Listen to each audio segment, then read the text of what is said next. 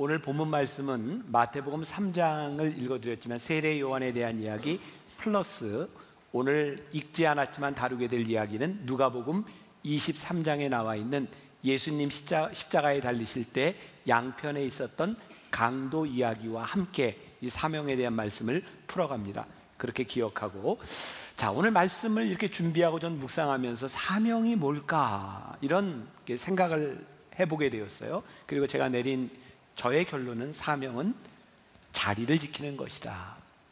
예수님이 십자가를 지셨던 것 역시 예수님이 고난의 십자가를 끝까지 지키셨던 그 사명 때문이 아니었을까.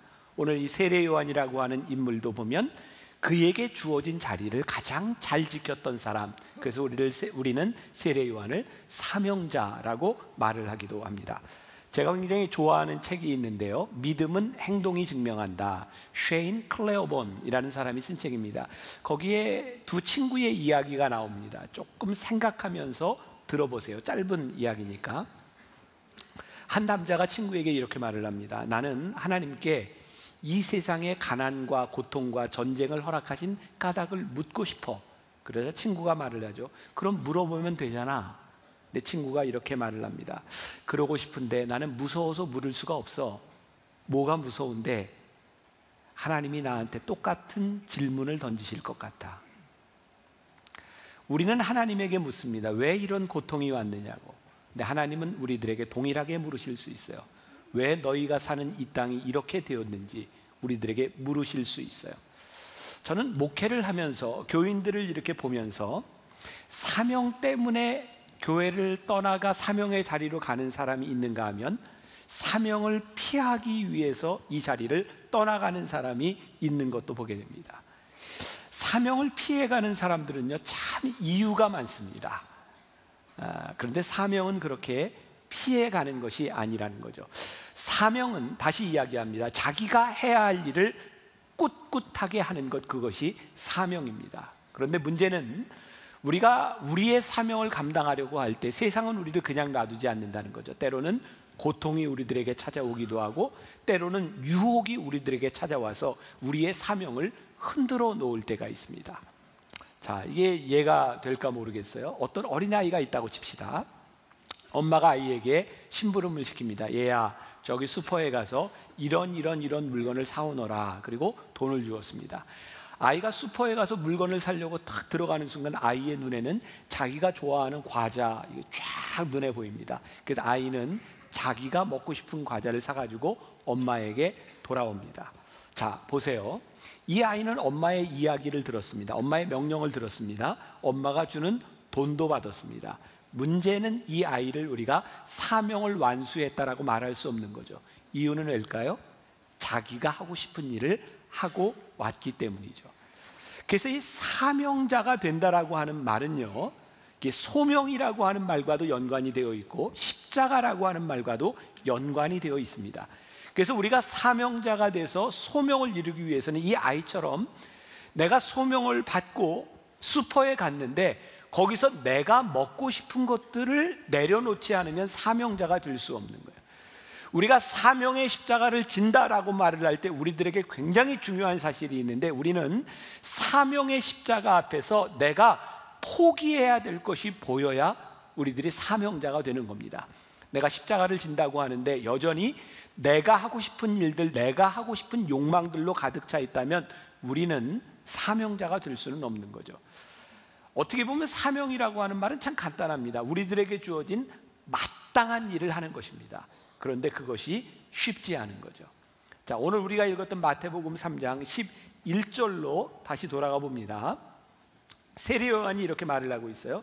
나는 너희로 회개하게 하기 위하여 물로 세례를 베풀거니와 내 뒤에 오시는 이는 나보다 능력이 많으시니 나는 그의 신을 들기도 감당하지 못하겠노라. 그는 성령과 불로 너희에게 세례를 베푸실 것이요. 여기에 세례 요한의 명확한 정체성이 나와 있습니다. 그는 자기의 사명을 알고 있었어요. 그의 사명이 무엇이에요?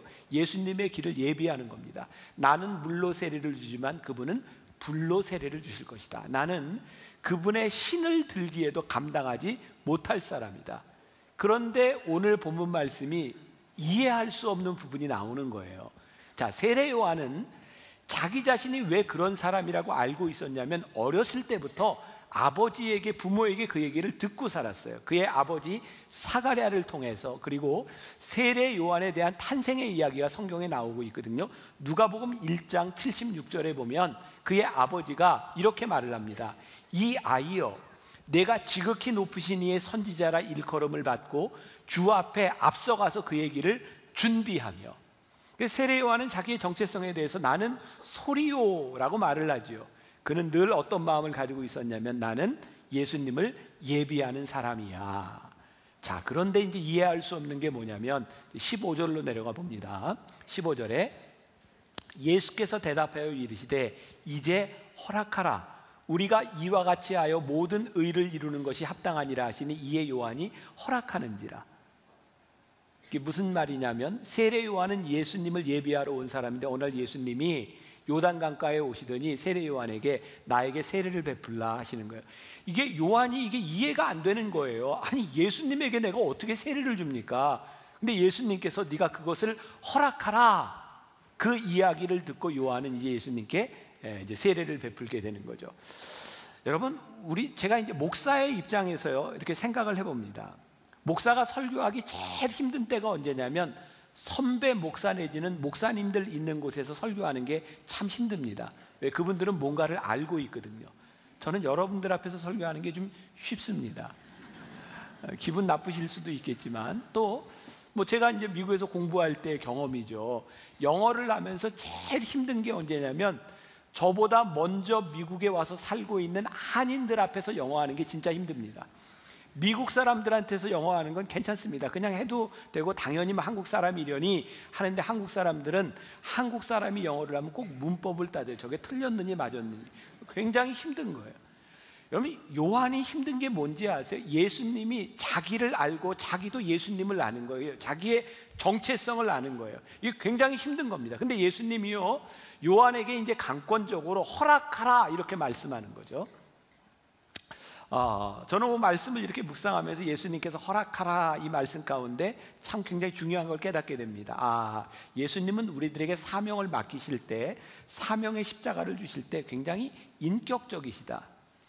그러니까 무조건 강권적으로 이야기하는 것이 아니라 허락하라는 말을 듣고 요한이 허락합니다. 자, 또 이렇게 말씀을 준비하다 보면 이렇게 묵상을 하다 꼬리에 꼬리를 물고 이렇게 넘어갑니다. 그러면 만약에 요한이 이것을 허락하지 않았으면 어떻게 됐을까? 저는 둘 중에 하나일 것 같아요. 예수님께서 허락하지 않는 요한이 허락하도록 요한을 치실 수도 있겠다. 왜? 그는 사명자니까. 그러니까 여러분, 우리가 하나님 앞에 사명자가 되어 있는데 우리의 생각으로 납득이 안 되는 경우들이 있는 거예요. 이거 내가 어떻게 하지? 이건 아닌데. 근데 하나님께서 인격적이시기 때문에 우리들에게 말씀하시는 거죠. 너 이거 할 수 없겠니? 그러다가 하다 인격적으로 안 되면 어떤 일이 일어나요? 비인격적인 일이 일어납니다. 맞는 거예요. 그러니까 여러분들이 사명자가 돼서 때때로 하나님 앞에 맞을 수 있습니다. 근데 중요한 건 우리들이 사명자인 것을 깨달을 때 하나님께 우리들이 매를 맞잖아요. 감사한 거예요. 왜? 하나님이 나를 포기하지 않으신 거니까. 그런데 하나님이 우리를 쓰시지 않으려고 하면 하나님이 우리를 포기해 버리십니다. 우리들을 때리지 않으세요. 그러니까 우리들이 사명자가 되면 우리들이 인격적으로 하나님 앞에 이렇게 대우하는 게 참 좋은 거죠. 제가 지난 주간에 우리 장로님들하고 2박 3일 동안 저기 남해에 가서 이렇게 워크숍도 하고 이렇게 같이 이야기들 나누고 왔거든요. 제가 장로님들하고 제가 이렇게 강의를 하면서 이런 이야기를 했어요. 장로님들, 제가 그동안 10여 년 동안 오는 동안 저는 진짜 장로님들한테 별로 강압적이지 않고 참 신사적이었죠. 그랬더니 장로님들이 그렇다 그러더라고요. 진짜 저는 장로님들한테 억지로 뭐 이거 하세요, 뭐 이렇게 해야 됩니다 이러지 않고 저는 늘 알아서 하세요 이랬거든요. 근데 장로선교 회장님이 목사님 그게 얼마나 무서운 말인지 아십니까? 알아서 하세요. 그 말이 두 가지 뉘앙스가 있는 거예요. 알아서 하세요 라는 말이 있고 알아서 하세요, 그 말이 굉장히 무섭다는 거예요. 자, 제가 하고 싶은 이야기, 우리들이 인격적이다라고 하는 것은 포기하고 아무것도 아니다라고 하는 것이 아니라 인격적으로 대응하기를 원하는 거죠. 여러분, 지지난주에 20세기의 가장 위대한 복음 전도자라고 이야기하는 빌리 그레함 목사님이 돌아가셨어요. 참 우리들에게 너무너무 감사하죠. 그분이 정말 좋은 믿음의 유산을 남겨주셨으니까. 근데 그분을 기억하는 한국 사람들은 어떤 걸 기억하느냐? 70년대 초반 여의도에서 그분이 인도했던 집회를 기억합니다. 그때 유명한 스타가 한 사람 떠오릅니다. 누구냐면 빌리 그레함 목사님의 설교를 통역했던 김장한 목사님이죠. 본래 그 설교는 한경직 목사님이 통역하기로 되어 있었는데, 한경직 목사님이 연세가 많이 들면서 이제 이 시대에 새로운 사람이 필요하다, 그 30대 후반이었던 김장한 목사님에게 통역을 하라고 시킵니다. 얼마나 두려웠겠습니까? 그런데 그 통역으로 인하여 김장한 목사님은 빌리 킴, 리를 빌리라고 하는 이름으로 정말 중요한 우리나라의 영적 지도자가 됩니다. 여러분, 호주에 가면 힐송이라고 하는 교회가 있어요. 찬양으로 굉장히 유명한 교회죠. 제가 우리 청년들과 함께 우리 사역자들에게도 몇 번 갔던 교회입니다. 그 교회가 유명하게 된 이유 가운데 하나는 거기에 아주 걸출한 찬양 인도자가 있었기 때문이죠. 달렌 책이라고 하는 유명한 찬양 인도자입니다. 몇 년 전이에요. 한국에서 같이 아침 식사를 하게 되었는데 달렌 책이 이런 말을 하는 겁니다. 자기가 어떻게 해서 찬양 사역자가 되게 되었나? 늘 목사님이 설교를 하고 찬양 인도를 하면 자기는 백 코러스에서 이렇게 코러스를 넣는데, 어느 날 목사님이 찬양 인도하다 말고 딱 나오더니 달렌 책에게 네가 가서 인도해 그랬다는 거예요. 깜짝 놀랐다는 거예요. 근데 거기에서 인도하다가 세계에서 가장 유명한 찬양 사역자가 됩니다. 이런 상상을 해보는 거죠. 만약 김장한 목사님이 그때 나는 못한다고 통역을 거부했다라면, 달렌 책이 나는 찬양 인도를 못합니다 라고 이야기했더라면, 그 사람들이 찬양 인도자, 하나님의 사명자가 될 수 없었을 수도 있었겠다. 세례 요한이 이야기하는 것처럼 나는 소리입니다 라고 이야기할 때 그 소리는 내 소리를 내는 것이 아니라 나를 부르신, 나를 사용하시는 이의 소리를 내는 것, 그것이 사명자의 소리인 거예요. 그래서 오늘 여러분들에게 그런 도전을 드리는 거예요. 여러분들은 사명의 십자가를 진다고 했을 때 여러분들에게서 어떤 소리가 나오는가? 돌아가신 저희 아버님이요, 이렇게 농담을 잘 못하시는 분이에요. 근데 우리 아버님이 유일하게 하는 조크가 하나 있었습니다. 그래서 어떤 자리에서 모임에 가든지 내가 조크 할게 하면 늘 그거였어요. 몇 번씩 듣는 거예요. 근데 사람들은 듣고 또 다 예의상 웃습니다. 이제 그 조크가 어떤 조크였냐면, 늘 하시던 이야기예요. 어떤 시아버지가 옛날에는 그 개고기를 참 많이 먹었죠. 우리 개고기를 너무너무 좋아하시는 거예요. 그러니까 며느리가 시아버지를 보면서, 시아버님 생신이 다가오니까 아버님 요번 생신에는 제가 아버님께 개고기를 해드릴게요. 그랬더니 시아버지가 너무너무 마음이 기쁜 거예요. 기대가 되는 거예요. 근데 이제 생일이 가까우는데 혹시라도 며느리가 잃어버렸을까 봐 며느리에게, 아가 이제 내 생일이 가까우는데 개고기는 준비가 잘 되냐? 아버지 염려하지 마세요. 근데 그 다음 날 또 물어요. 아가 개고기 잘 준비되니? 염려하지 마시라니까요. 근데 시아버지가 또, 아가 개고기는 어떻게 되니까 며느리가, 아버님은 왜 자꾸 개소리만 하세요? 라고 이제 이야기. 저희 아버님이 하셨던 유일한 조크입니다. 그 시아버지는 왜 자꾸 개소리를 했을까요? 마음속에 개고기에 대한 열망이 가득 차 있는 거죠. 여러분, 참 흥미롭지 않아요? 우리가 하는 소리는 우리 속에 가지고 있는 열망과 욕망의 소리를 그대로 내는 겁니다. 세례 요한이 나는 소리요 라고 했을 때, 나는 주의 길을 예비하는 소리요 라고 말을 했을 때, 그는 하나님의 길을 예비하는 것으로 꽉 차 있었기 때문에 그는 그 소리를 냈습니다. 오늘 여러분들에게 도전하는 거예요. 우리는 어떤 소리를 냅니까? 우리는 어떤 사명의 자리에 서 있는가 이 말이에요. 사명의 자리를 지켰던 사람들, 조금 전에 영상으로 보았던 강문호 목사님, 여러분들 혹시 제주에 갈 기회가 있으면 한림교회를 꼭 가서 보세요. 그리고 사진에 잠깐 보여주실래요? 저 종탑과 저기에 쓰여져 있는 문구를 가서 한번 꼭 보시면 참 좋을 것 같아요. 이 강문호 목사님에게 있어서 제일 인상적이었던 것은, 제가 제주에 가서 들었던 것 중에, 이분이 그 미군의 폭격으로 인하여 교인 4명과 함께 그의 누이가 죽은 거예요. 어려움을 많이 당했죠. 또 그 일제시대에 이 목사님이 당했던 제일 어려움 가운데 하나는 이제 신사참배가 강요되면서 한국말을 하지 못하게 되고, 교회 안에 일본인 경찰들이 들어와서 한국말을 하면 교회를 폐쇄해버리는 거예요. 자, 이 상황 가운데서 찬송과 기도는 한국말로 할 수 있지만 이 목사님은 설교를 일본말로 해야 되는데 민족주의자였고, 또 하나님의 말씀을 어떻게 그렇게 할 수 있는가 생각했던 이 목사님은 교인들에게 이렇게 이야기하죠. 성경을 읽고, 여러분, 이제 제가 이 말씀을 내 가슴으로, 침묵으로 이야기할 테니 여러분들은 가슴으로 이 설교를 들으십시오. 그리고 성경을 읽고 이분은 침묵으로 설교를 하고, 그 침묵의 설교를 들었던 교인들이 감동되기 시작합니다. 저는 여기에서 제일 위대한 일이 무엇인가, 아무리 어렵고 힘들어도 그 자리를 지키기 위해서 침묵으로 설교했던 그 목사님의 모습, 그리고 이 강문호 목사님은 애국지사였기 때문에 우리나라에서 계속 이분에게 훈장을 주려고 했어요. 이분은 계속 거부합니다. 왜냐하면 나는 내가 할 일을 했기 때문에 이 일로 인하여 내가 훈장을 받아야 될 이유가 없다는 거예요. 억지로 1980년대 최규하 대통령에 의해서 1990년에 건국장 애족장으로 추서가 됩니다. 그러나 이분은 끝까지 그것을 받으려고 했던 사람이 아닙니다. 왜? 그것이 그분의 사명이었기 때문에. 지금 6개의 십자가를 우리들이 계속 묵상하면서 전체적인 주제가 되는 말씀은 마태복음 16장 24절의 말씀입니다. 예수님께서 하셨던 말씀, 이에 예수께서 제자들에게 이르시되 누구든지 나를 따라오려거든 자기를 부인하고 자기 십자가를 지고 나를 따를 것이니라. 십자가는 이 말씀이 주제입니다. 본질적으로 우리들이 십자가를 진다고 하는 것과 본질적으로 우리들이 사명자가 된다고 하는 것은 나를 부인하지 않고는 절대로 질 수 없는 거예요. 오늘 이 말씀을 전하는 저나 이 말씀을 듣는 여러분들에게 사명이 들어올 때 우리들이 부인해야 될 것은 무엇인가? 제가 수년 전에 모스크바에서 집회를 하고 나서요, 페테르부르크라고 하는 곳으로, 세인트 피터스버그죠, 제가 옮겨서 또 이제 집회를 하게 되었어요.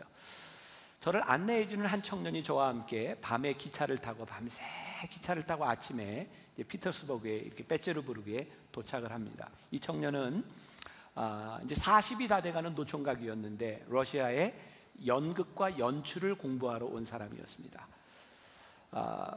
기차에 탔더니 거기에 이제 침대 칸이 있고요, 이렇게 문을 잠그고 이렇게 잠을 자는데 이 친구가 저에게 이런 얘기를 합니다. 목사님, 저는 러시아에서 이 기차를 탈 때마다 저는 이런 로맨틱한 상상을 합니다. 어느 날 표를 끊고 딱 방에 들어갔는데, 침대 기차에 들어갔는데 아리따운 금발의 러시아 미녀가 있는 겁니다. 거기에서 이렇게 할 수 없이 같이 지내며 이야기를 하다가 사랑을 하게 되고 결혼하게 되는 그런 로맨스 말입니다. 근데 아직까지는 한 번도 그런 일이 없었습니다. 그리고 또 이야기를 합니다. 목사님, 저는 또 이런 상상을 합니다. 그 당시 러시아가 경제가 좀 어려웠죠. 이렇게 슈퍼에 가서 물건을 사는데 또 금발의 아리따운 여인이 물건을 사가지고 딱 계산을 하려고 하는데 돈이 모자라는 겁니다. 그러면 저는 뒤에 있다가 이렇게 하는 거죠. 그거 제가 내겠습니다. 그리고 돈을 내주다가 이제 연애를 하게 되는 그런 상상 말입니다. 그런데 목사님, 그런 일이 저에게 있었습니다. 어느 날 슈퍼에 갔는데 물건을 사가지고 계산을 하려고 하는데 돈이 없어서 소세지를 하나 이렇게 내놓아야 되는 상황이었는데, 문제는 아리따운 여인이 아니라 할머니였다는 거죠. 근데 그때 그 뒤에서 하나님께서 이 청년에게 강력하게 이렇게 음성을 주시더라는 거예요. 네가 가서 계산을 해주어라. 그래서 계산을 했답니다. 이상하게 쳐다보는 거죠. 그 할머니도 또 그 점원도 이상하게 쳐다보더니 그 할머니가 이 청년에게 이렇게 말을 하더라는 거예요. 왜 나에게 이런 호의를 베푸는 겁니까? 그때 이 청년이 가슴 속에서 뜨겁게 이렇게 말을 했답니다. 복 류빗 바스. 제가 이 발음을 하기 위해서 어젯밤에 전화로 다시 확인하고, 복 류빗 바스. 하나님이 당신을 사랑하십니다. 근데 정말 놀랍게 그때 그의 마음속에 하나님이 주시는 뜨거운 마음들이 있더라는 거예요. 그리고 이런 이야기를 했어요. 우리의 사명이라고 하는 것은 허황된 것이 아닙니다. 허황된 꿈이 아니라 지금 우리의 현실 앞에서 하나님께서 우리들에게 주시는 음성, 하나님께서 우리들에게 주시는 일에 우리들이 어떻게 반응하느냐에 대한 문제입니다. 저 어렸을 때 초등학교에 소사라고 하는 직책이 있었어요. 이거 일본 사람들이 만든 직책입니다. 소사. 아주 허드렛 일, 작은 일을 하는 사람입니다. 옛날 면사무소에도 소사라는 사람이 있었어요. 허드렛 일을 하는 사람입니다. 소사 말고 여러분들 뭐 대사, 특사, 밀사 이런 거 있지 않아요? 특징이 뭡니까? 누군가 시킨 일을 특별히 하든 비밀리에 하든 큰 일을 하든 작은 일을 하든 자기를 보낸 사람의 일을 하는 것입니다. 오늘 우리들에게 중요한 사명이라고 하는 것은 뭐냐면 어떤 크기에 대한 문제가 아니라 지금 우리를 부르시고 우리를 보내신 하나님 앞에서 우리들이 무엇을 하는가. 자, 세례 요한으로 돌아옵니다. 그는 하나님이 자기를 부르신 이유가 예수님 앞에서 그가 흥하여야 되겠고 나는 쇠하여야 되리라 라고 하는 그런 마음을 가지고 그는 사명을 감당하고 있었던 거예요. 사순절을 지나가고 있어요. 그래서 사순절에 십자가를 묵상합니다. 예수님에게 이 십자가가 참 어려웠을 것 같아요. 어려웠던 이유 가운데 하나는 예수님이 십자가를 지지 않을 수 있는 능력이 있었기 때문에 더 어려웠을 겁니다. 할 수 없이 지는 게 아니라 지지 않아도 되는데 사명 때문에 지는 것이기 때문에 더 어려울 수 있는 거예요. 자꾸 또 옛날 얘기를, 저 어렸을 때 제일 유행했던 것 중에 하나가 암행어사 박문수였습니다. 요즘 젊은 사람들은 모를지도 몰라요. 그 암행어사 박문수 그 드라마를 보면서요 참 이해할 수 없는 거였어요. 암행어사는 뭐를 가지고 있어요? 여기에 마패를 가지고 있습니다. 그 왕이 준 겁니다. 이 마패만 휘두르면 모든 문제가 해결이 되는데요, 이 암행어사 박문수는 결정적인 순간이 올 때까지 이거를 보이지를 않는 거예요. 그리고 막 끌려가서 매를 맞으려고 하는 그 순간에 암행어사 출두요 그러면 이제 문제가 해결돼요. 근데 그런 거죠. 아니 이걸 좀 일찍 보이면 될 텐데 그걸 왜 그렇게 고통을 감수하면서 왜 그 어려움을 당하냐. 이유는 하나인 거죠. 나를 보낸 왕의 일을 이루기 위해서 내가 이걸 숨기는 거예요. 자기의 능력을 드러내지 않는 거예요. 그것이 사명자의 삶을 살아가는 거죠. 제가 며칠 전에 그 방송에서 강신주라고 하는 동양 철학자가 이렇게 강의하는 걸 들었는데 그 책을 썼더라고요. 감정수업. 거기에 겸손에 대한 이야기를 하는데 제가 굉장히 인상적으로 들었어요. 겸손이라고 하는 말이 별로 덕목이 아니다 그렇게 얘기를 하더라고요. 노예들에게, 어려운 사람들에게, 지위가 낮은 사람들에게 겸손해라 라고 하는 말은 덕목이 아니라 이것은 수치스러운 일이라는 거예요. 겸손은 누구에게 덕목이냐? 권력을 가진 사람들, 권력을 휘두를 수 있는 사람들에게 겸손하라. 그들이 겸손할 때 그것이 덕목이 된다는 거예요. 우리들에게 참 힘든 것, 오늘 세례 요한에게 참 힘든 것, 십자가에 달려 죽는 그 강도에게 힘들었던 것, 위대한 분 앞에서 우리의 재능을 보이지 않고 내가 그분을 드러내기 위해서 내가 참는 것. 여러분, 하나님께서요 세례 요한을 이렇게 쓰시려고 하는데 이렇게 높여주시는 것, 그것도 참 힘든 일이고요. 하나님이 우리를 쓰시기 위해서 우리를 지극히 낮추고 우리를 사용할 수 없는 것도 참 힘든 일입니다. 왜? 우리는 자꾸 우리를 드러내려고 하는 성향이 있기 때문에. 자, 누가복음 23장으로 갑니다. 33절에 오늘 우리가 읽지 않았지만 해골이라 하는 곳에 이르러 거기서 예수를 십자가에 못 박고 두 행악자도 그렇게 하니 하나는 우편에 하나는 좌편에 있더라. 자, 예수님 십자가에 달리실 때 양편 강도가 있었어요. 자, 그리고 이제 39절에 가서 보니까 달린 행악자 중 하나는 비방하여 이르되, 예수님을 비방하여 이르되 내가 그리스도가 아니냐, 너와 우리를 구원하라. 여기서 구원하라고 하는 말은 영적인 구원이 아닌 거 아시죠? 예수님에게 네가 그리스도라고 하면 한번 너와 나를 여기에서 내려오게 해봐라. 그리고 예수님을 조롱하는 거예요. 어쩌면 예수님에게 유혹이 되지 않았을까요? 예수님의 성질을 건드는 겁니다. 예수님 능력이 있는데 내려와 보라고 하는 거죠. 너의 위대함을 보라고 하는 거죠. 여러분, 우리들이 사명의 자리에 서지 못하는 굉장히 중요한 이유 가운데 하나가 우리들이 흔히 말하는 정당한 대우라는 거예요. 나는 정당한 대우를 받고 싶어. 정당한 대우. 예수님 능력 있으신 예수님의 능력 있는 것만큼 내려와 보세요. 근데 예수님 내려오시지 않았다고요. 우리는 정당한 대우라고 하는 이름으로 우리는 무언가 특혜를 받으려고 하는 생각이 있어요. 어려움을 피해가려고 하는 마음들이 있어요. 좋은 자리를 지키려고 하는 마음들이 있어요. 그런데 사명은 우리들이 정당한 대우를 받는 것이 아니라 우리들이 해야 할 마땅한 일을 하는 것이 사명이다. 세례 요한의 이야기로 조금 다시 돌아와 봅니다.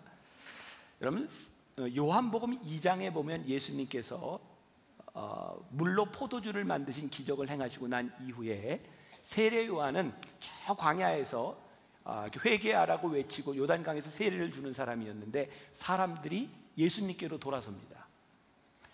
사람들이 세례 요한을 따라다니는 사람들이 예수님께로 확 쏠려가니까 세례 요한의 제자들이 세례 요한에 가서 그 얘기를 하는 거예요. 선생님, 사람들이 다 예수님에게로 갑니다. 이게 세례 요한을 격동시키는 일이거든요. 근데 세례 요한이 뭐라고 얘기합니까? 내가 말한 바 나는 그리스도가 아니요 나는 그의 앞에 보내심을 받은 자라고 한 것을 증언할 자는 너희니라. 너희들 나를 격동시키지 말고 내가 해야 되는 일이 무엇인지를 너희들이 분명히 알고 우리들이 이 사명의 자리를 지키자라고 말을 하는 겁니다. 이 세례 요한이 그 충동질에 넘어가서 그가 사명을 감당하지 못했을 수도 있었을 거예요.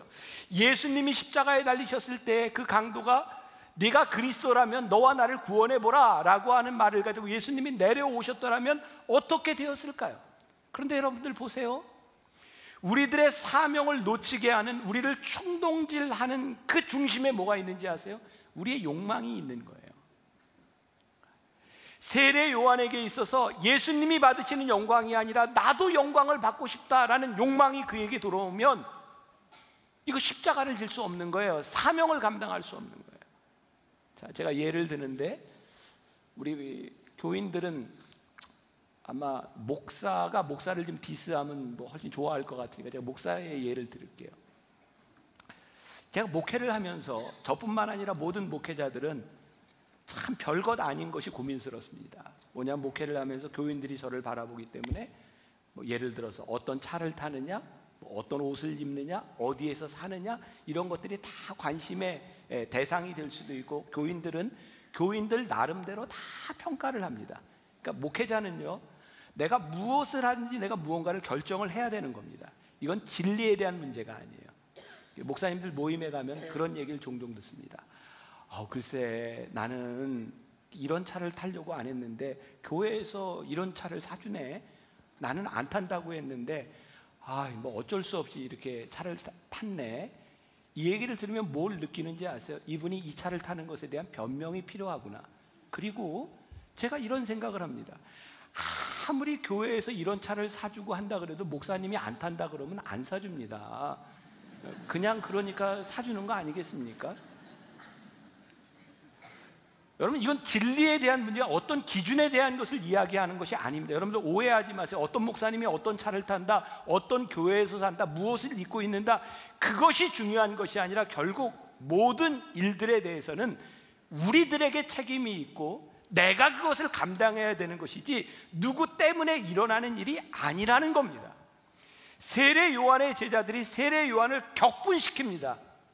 그러나 격분하고 하지 않고는 세례 요한의 몫인 겁니다. 우리가 사명자가 된다고 하는 것, 그것은 무엇이냐? 우리들이 하나님 앞에서, 십자가 앞에서 우리들이 어떻게 결정하고 이 자리를 지킬 것이냐 아니냐를 우리들이 고민하며 결정하는 것이라는 거예요. 모스크바 얘기를 하나 더 하죠. 제가 페테르부르크에 갔을 때 그곳에서 예배를 마치고 아마 그 다음날 저를 누가 이렇게 안내를 해줬어요. 카잔 성당이라고 하는 곳을 가게 되었습니다. 지금 푸틴 대통령의 어머니가 굉장히 신실한 러시아 정교 교인이랍니다. 그래서 그 러시아에는 지금 성당들이 잘 이렇게 정리가 되고 관광객들이 옵니다. 카잔 성당이라고 하는 곳을 갔는데요, 그 카잔 성당이 세워진 이유는 카잔이라고 하는 도시에 그 성당에 불이 났는데, 다 탔는데 그 성당 안에 있었던 예수님을 안고 있는 성모 마리아의 성화가 하나도 그을리지 않고 안 탄 겁니다. 그래서 그 성화를 가져다가 성당을 짓고 그것을 카잔 성당이라고 지은 겁니다. 거기에 사람들이 굉장히 많이 옵니다. 그리고 유리로요 이렇게 해놨는데 보니까 거기에 가시관이 있는 거예요. 가시관 한 조각이, 예수님께서 가시관을 쓰셨던 그 조각이라는 거예요. 또 나무가 하나 있어요. 그게 십자가 조각인데 예수님께서 쓰셨던 나무 십자가 조각이라는 거예요. 제가 안내하는 사람에게 묻습니다. 진짜입니까? 그분이 대답하기를 아마 저런 거 다 모으면 여러 개 될걸요. 여러 개 만들 수 있을 겁니다. 진짜는 아닌 거죠. 근데 거기에서 사람들이 가서 향을 피우고 기도를 하기도 하고 가서 뭐 키스를 하고 바닥에 엎드리기도 하고 합니다. 그 사람들이 무엇을 비는 줄 아세요? 예수님을 안고 있었던 성모 마리아의 성화가 타지 않았으니 우리가 여기서 바라는 게 뭐냐면 그 효험을 얻어서 우리들에게 어려움이 없고 재난이 없기를 기도하는 겁니다. 우리가 분별해야 될 것이 있죠.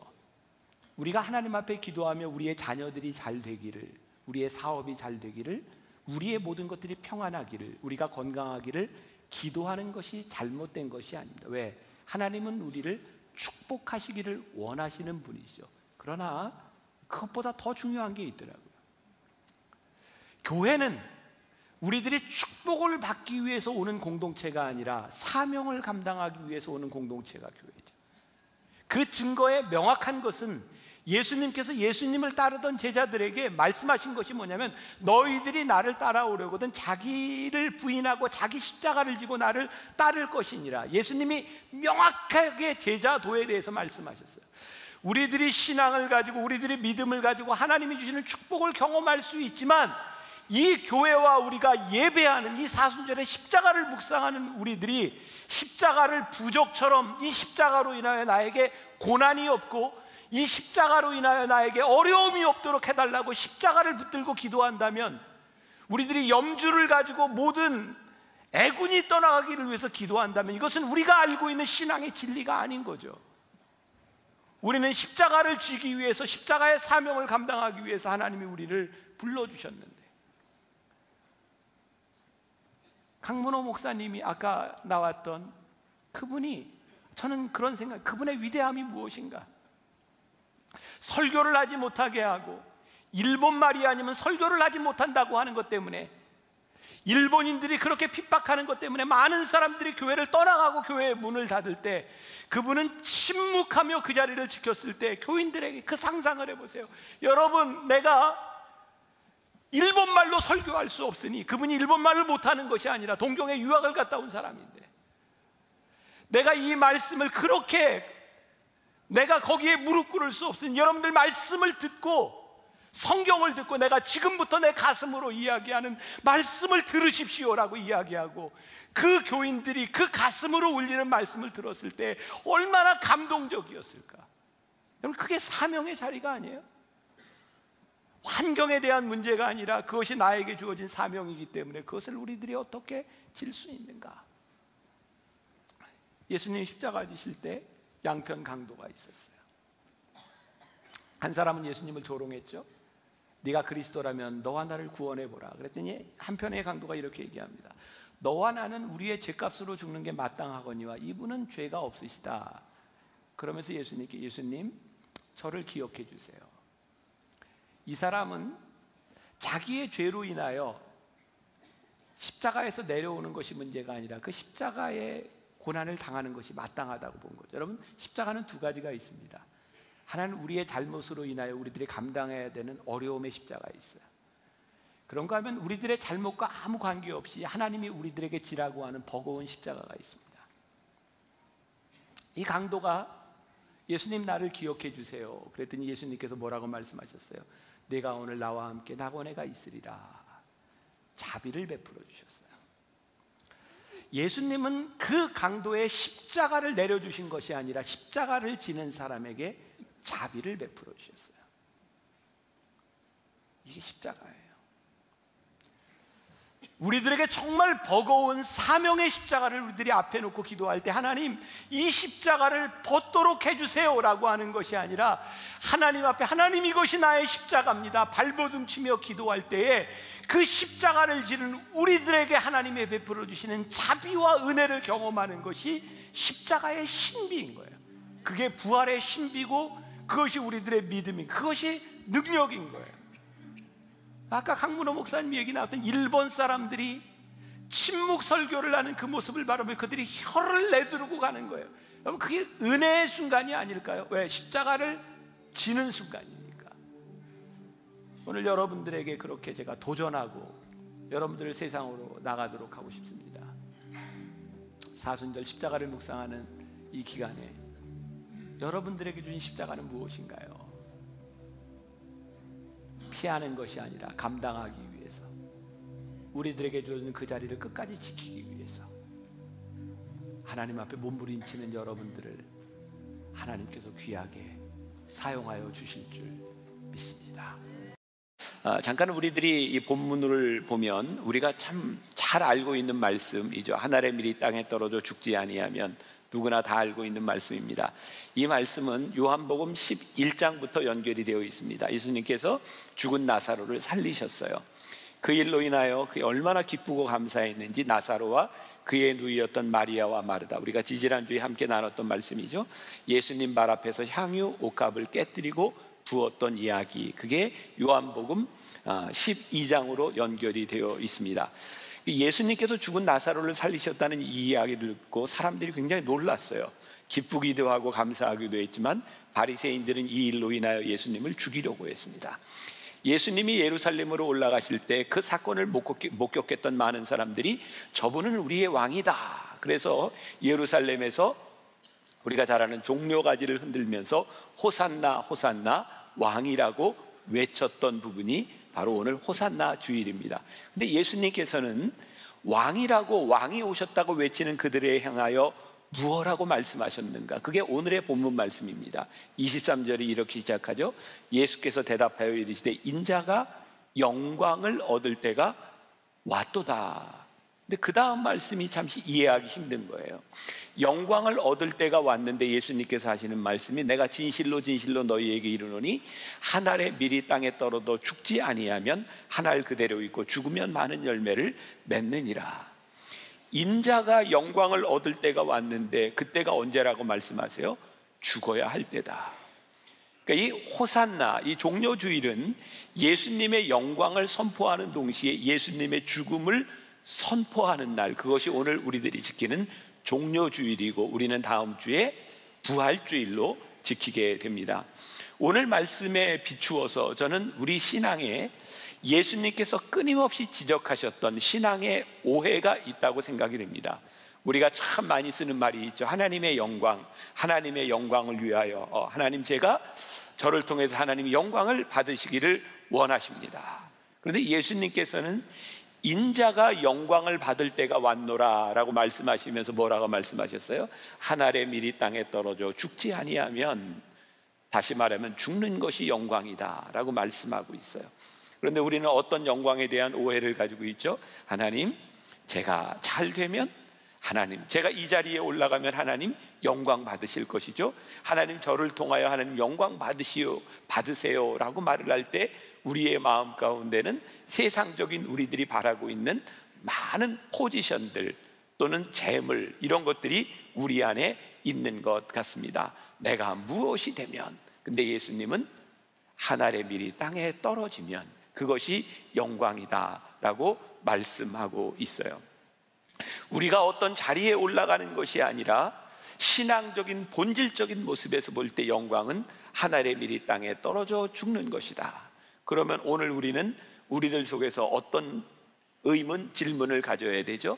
하나님, 제가 영광을 위하여 어떻게 써가야 되겠습니까?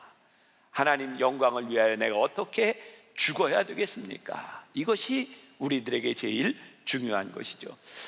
기독교의 역사를 통해 보면 아주 명백한 사실이 있습니다. 누군가가 피 흘리고, 누군가가 십자가를 지고, 누군가가 죽음을 통하여 어둠이 물러가고 하나님의 영광이 드러났다는 거예요. 영광은, 여러분들 잘 들으십시오. 영광은 하나님의 역사를 위해서 우리들이 피를 흘리는 것이 영광이지, 내가 피를 흘려서 얻는 열매가 영광이 아니에요. 자, 우리는 헌신을 어떻게 생각하죠? 희생을 어떻게 생각하죠? 내가 이만큼 희생했으니 이 희생에 일만한 대가가 있는 것이 영광이라고 생각하지 않나요? 그런데 오늘 이야기하는 이 영광은 그런 게 아닌 것 같아요. 내가 희생을 통해서 얻는 것이 영광이 아니라 내가 희생하고 피 흘리는 것이 영광이다. 예수님께서 땅에 떨어져 죽는 것이, 미랄의 땅에 떨어져 죽는 것이 영광이다 라고 말씀하고 있는 거예요. 저는 우리 신앙인들, 저를 포함해서 우리들에게 참 중요한 질문이 있다고 생각하거든요. 하나님 앞에서 무엇이 우리들의 영광이고 무엇이 우리들의 신앙의 전성기일까요? 우리는 종종 그런 생각을 하지 않나요? 제가 하나님 앞에 이만큼 헌신하고 제가 이렇게 살았으니 내가 지금 이렇게 누리는 것이 영광이다.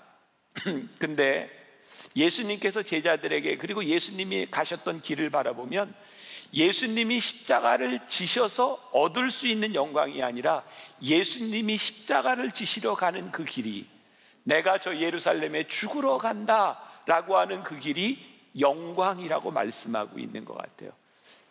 우리 신앙의 아주 본질적인 부분들을 이 사순절은 우리들에게 생각하게 만드는 거죠. 지난해 4월 딱 1년, 거의 1년 전이에요. 제가 필리핀에 있는 미국 UMC, 미국 감리교회에 속한 신학교 졸업식을 가게 되었습니다.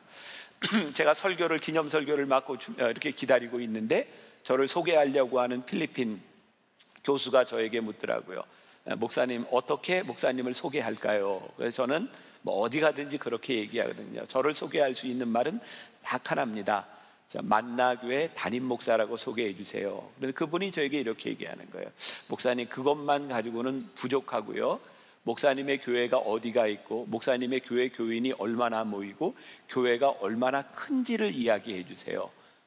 그냥 제가 있는 대로 이야기를 했어요. 근데 랭킹은 어떻게 되나요? 뭐 이런 이야기도 물어보고, 그분이 저희 교회에 대한 이야기를 신학생들에게 소개를 했어요. 아, 만나교회는 분당에 있는 교회인데 얼마의 교인이 모이고 이런 교회입니다. 그랬더니 거기 졸업생들이 그 얘기를 들으면서 와! 이래요. 제가 소개를 받고 나와서 이렇게 이야기를 했습니다. 여러분들이 저에 대한 소개를 듣고 와! 라고 이야기했을 때, 여러분들이 반응을 보일 때 하나님이 기뻐하셨을까요? 예수님께서 예수님을 따르던 많은 군중들을 바라보며 나를 따라오는 것이 어떤 것인지를 말씀하셨을 때 사람들이 다 흩어졌는데, 여러분들은 지금 저의 소개를 들으며 여러분들이 와라고 이야기했을 때 그게 정말 하나님께서 원하시는 반응일까요? 신학교를 졸업하고 이 세상으로 나가서 여러분들이 목회를 하겠다고 하는 그것이 올바른 반응일까요? 제가 요즘 어떤 글을 쓰든 어떤 이야기를 하든 저는 원치 않는 비난들을 받을 때가 참 많습니다. 어떤 비난들이냐면, 목사님은 만나고 가질 것을 많이 가진 교회가 아닙니까? 우리가 여기까지 온 것, 우리들이 하나님의 축복이라고 생각하고 하나님의 은혜로 생각하고 왔지만 우리 만나교회가 가지고 있고 우리 만나교회가 하고 있는 사역이 정말 영광일까? 그런 의문들을 가지게 되는 거예요. 그러면서 저는 이런 구분이 필요하다. 영광과 축복은 다른 것이구나. 영광과 축복은 다른 것이구나. 우리가 누리고 있는 것을 축복이라고 이야기할 수 있지만 우리가 축복이라고 생각하는 것이 영광이 아닐 수도 있는 것이구나. 축복이라고 생각하는 사람, 축복을 원하는 사람들에게 썩어지는 미랄이 되는 것은 참 어려운 일이구나. 그런데 하나님의 영광을 생각하는 사람이라면 썩어질 수 있겠구나. 왜? 축복을 생각하면 우리들에게는 늘 효율성이라는 것이 따라요. 내가 이 일들을 했을 때 우리들에게 돌아올 것이 무엇이고 어떤 결과가 있는가, 그것을 우리들은 축복이라고 생각하기 때문이죠. 여러분, 하나님이 우리들에게 주시는 축복과 영광이 나쁜 것은 아니지만 영광과 축복은 분리되어야 될 것 같아요. 우리들이 하나님의 축복을 받을 수 있는 사람들이 될 수는 있지만 우리들이 하나님의 영광에 나아가지 못할 수도 있구나. 그런데 오늘 성경은 뭐라고 이야기해요? 예수님께서 십자가를 향해 가시면서 한 알의 밀이 땅에 떨어져 죽는 것이 영광이다. 인자가 영광을 받을 때가 왔노라. 그런데 그것이 한 알의 밀이 땅에 떨어져 죽는 것이 영광이라고 말씀하고 있는 거예요. 우리들이 생각하고 있는 신앙의 본질, 우리들이 생각하고 있는 이 신앙이 무엇인지를 우리들에게 다시 한번 생각하게 만드는 것은 아닐까요? 참 하나님께서 묘하게 이 말씀을 준비하는 동안 한 1년 전의 일들을 저에게 이렇게 보게 하셨어요. 여러분들에게는 벌써 오래된 일처럼 느껴질지 모르지만 지난 한 해 우리는 한샘치고 헌금을 참 여러 번 했고, 그때가 바로 딱 1년 바로 얼마 전 한샘치고 헌금을 시작했죠.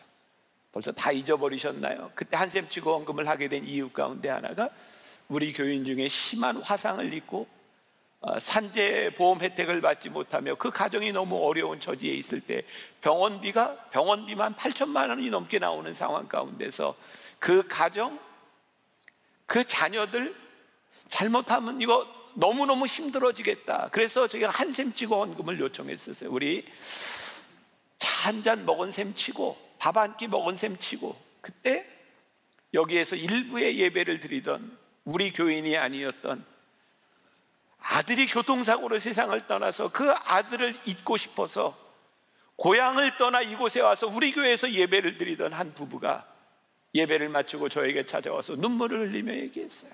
목사님, 우리 아들이 죽기 전에 저희에게 가끔 이런 얘기했어요. 엄마 아빠 조금 있으면 돈이 생길 거예요.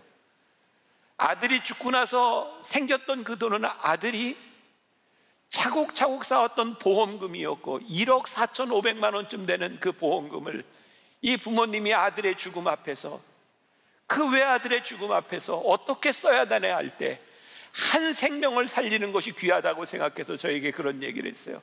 우리의 마음이 변기 전에 우리 아들의 죽음이 헛되지 아니하도록, 아들의 죽음이 영광스럽도록 한 사람을 생명을 살리는 일에 이 헌금이 쓰여졌으면 좋겠습니다.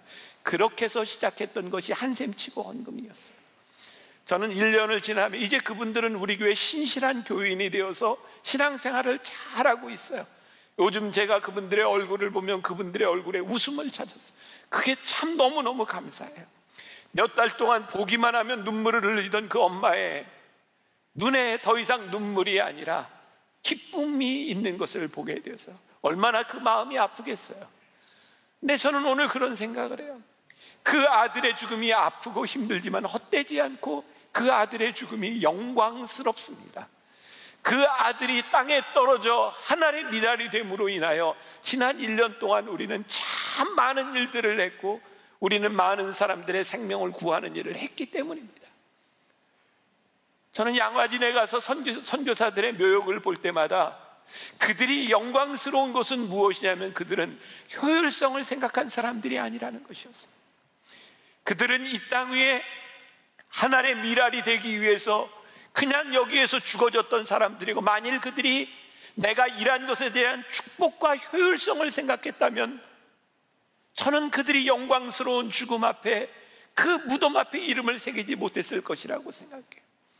오늘 예수님께서 제자들에게, 아니 예수님께서 이 사순절에 우리들에게 끊임없이 말씀하시는 제자도가 무엇이에요? 너희들이 나를 주로 고백한다면, 얘들아, 내가 십자가를 지고 가는 것처럼 너희도 자기를 부인하고 자기 십자가를 지고 나를 따를 것이니라. 종료주의를 맞이하는 우리들에게, 다음 주일 부활주의를 맞이하는 우리들에게 묻고 계신 것이 있어요.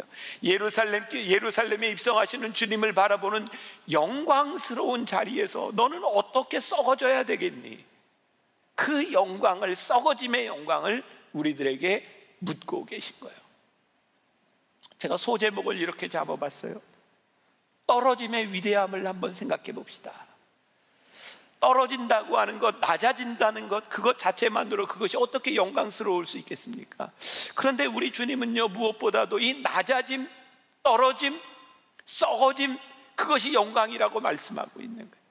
스위스의 종교개혁자였던 쯔빙글리가 하루는 산에 갔다가 신분의 상승이라고 하는, 신앙의 상승이라고 하는 글을 쓰게 되는 배경이 있습니다. 스위스가 산이 많은 나라죠. 이렇게 산을 올라가는데 길이 아주 좁은데요, 염소 2마리가, 한 마리는 내려오고 한 마리는 올라가고 있는 상황입니다. 2마리가 같이 갈 수 없는 거예요. 근데 놀라운 장면을 보게 됩니다. 올라가던 염소 1마리가 바짝 엎드렸더니 내려오던 염소가 그 염소를 밟고 내려가고, 엎드렸던 염소가 다시 올라가는 거예요. 쯔빙글리는 거기에서 그런 고백을 합니다. 신앙의 상승, 우리들이 하나님 앞에서 납작 엎드려져야 우리가 올라갈 수 있는 거구나. 하나님 앞에서 우리들이 낮아지지 않기 때문에 더 이상 우리들이 올라갈 수 없는 것이구나. 여러분, 오해를 하지 말고 잘 들으셔야 합니다. 낮아져야 올라가는데요, 우리는 올라가기 위해서 낮아지는 것이 아니에요. 여러분, 참 이게 말장난 같은데 우리는 신앙생활하면서 참 그렇지 않아요? 우리가 낮아지는데 왜 낮아져요? 올라가기 위해서. 내가 이만큼 겸손해지면 하나님이 나를 쓰실 거야. 그래서 우리는 의도적으로 이렇게 낮아지려고 하는데, 낮아져야 올라가는 것은 사실인데 우리들이 올라가려고 낮아지는 것은 아닌 것 같아요. 전 이 말이 여러분들에게 좀 전달이 되었으면 좋겠는데, 올라가려고 낮아지는 것이 아니라 낮아져야 올라가는 것, 낮아져야 영광이 드러나는 것을 우리들이 알아야 하는데, 그래서요 하나님께서 쓰시는 인생들을 바라보면 그들의 삶 가운데 다 낮아짐이 있는 거예요.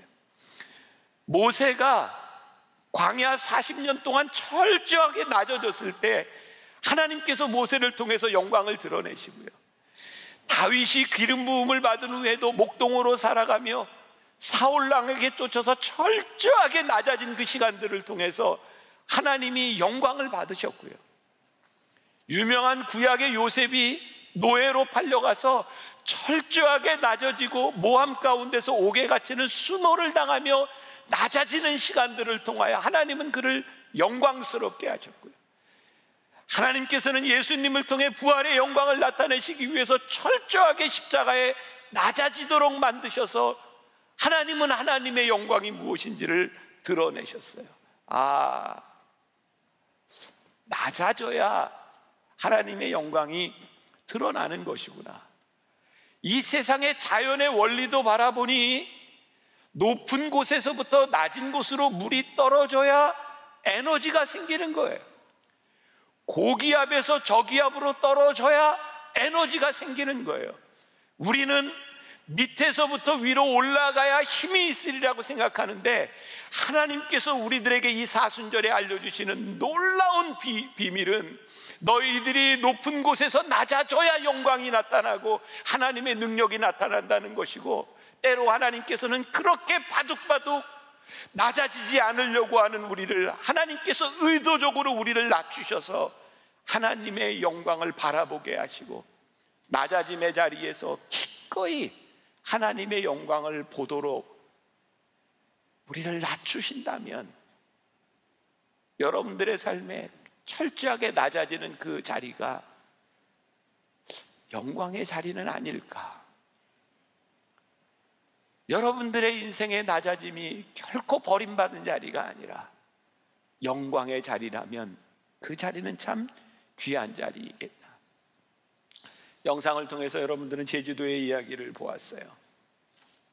대전교회에 가면 계속 몇 주 동안 반복됐던 이도종 목사님에 대한 이야기를 했어요. 이도종. 그는 제주도의 1호 목사였고 1호 순교자였어요. 그분에 대한 이야기가 길어요. 여러분 나중에 가면 대전교회 가서 한번 그 스토리를 들어보세요. 오늘 다 이야기하지 못해요.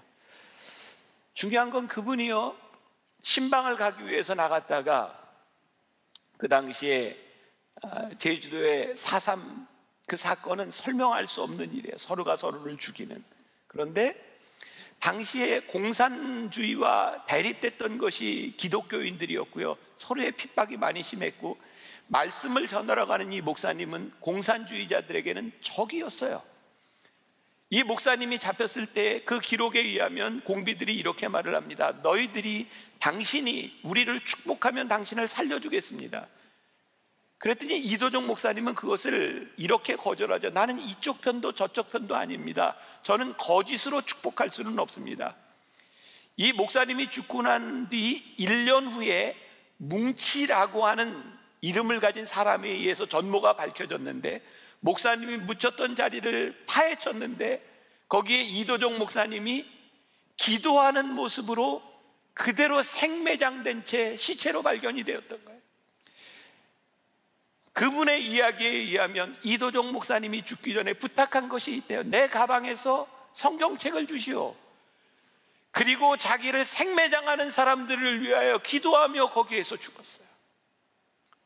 저는 그때 대전교회에서 이런 생각을 했습니다. 이 목사님이 거기에 산채로 매장되어 죽음으로 인하여 우리는 아무것도 보지 못했습니다. 그러나 우리들이 믿는 것이 있습니다. 그분이 그곳에 떨어져 산채로 매장되어 죽음으로 인하여 하나님이 영광을 받으시고 그곳에 열매가 있을 수 있는 것을 우리들이 믿습니다. 우리들이 지금 보는 것이 아니라 우리들이 지금 보지 못하지만 하늘의 밀이 땅에 떨어져 열매를 맺는 기쁨을 우리들이 보는 사람이기 때문에 우리는 기꺼이 하나님의 영광에 참여할 수 있는 것입니다. 여러분, 우리들에게 이 믿음이 없다면 십자가는 우리들에게 얼마나 가치 없는 일일까요? 예수님께서 십자가를 지시기 위해 골고다로 올라가는 그 일들이 얼마나 무가치한 일일까요? 그런데 예수님은 인자가 영광을 받을 때가 왔노라 라고 말씀하시면서 미랄의 이야기를 하시고 골고다 언덕으로 올라가셨어요. 오늘 본문 말씀 가운데 25절과 26절 말씀, 자기의 생명을 사랑하는 자는 잃어버릴 것이요 이 세상에서 자기의 생명을 미워하는 자는 영생하도록 보존하리라. 사람이 나를 섬기려면 나를 따르라. 나 있는 곳에 나를 섬기는 자도 거기 있으리니 사람이 나를 섬기면 내 아버지께서 그를 기휘 여기시리라.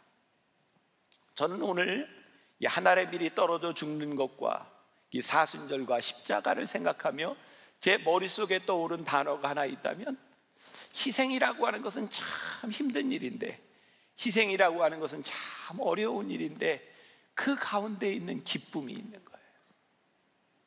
희생의 기쁨. 저는 종종 교회에서 열심히 봉사하는 사람들을 바라보면서 참 귀하기는 한데, 어느 날부터인가 그 열심히 하던 봉사로 인하여 화가 나는 사람을 봐요. 왜 화가 나냐면, 나는 이렇게 열심히 봉사하고 섬기는데 저 뺀질뺀질한 인간들을 보면 화가 나는 거예요. 여기 일부쯤 와서 예배드리는 분들은 그런 감정을 종종 느끼지 않으시나요? 나는 이런데 너는 그렇지 못하다. 저 오늘 새벽에 어머니 기도실에서 기도하는데 하나님이 그런 마음을 주시더라고요. 교회의 힘은 끝까지 헌신하고 끝까지 하늘의 밀이 되어도 화가 나지 않는 사람들의 모인 공동체가 교회의 힘이다. 내가 어느 날 내 헌신을 위하여 이 헌신이 열매가 되어서 축복이 되어서 드러나지 않으면 견딜 수 없는 사람들로, 헌신으로 인하여 분노가 가득 찬 사람들로 인하여 이 교회가 채워진다면 하나님의 영광은 떠나버리고 마는 것이죠.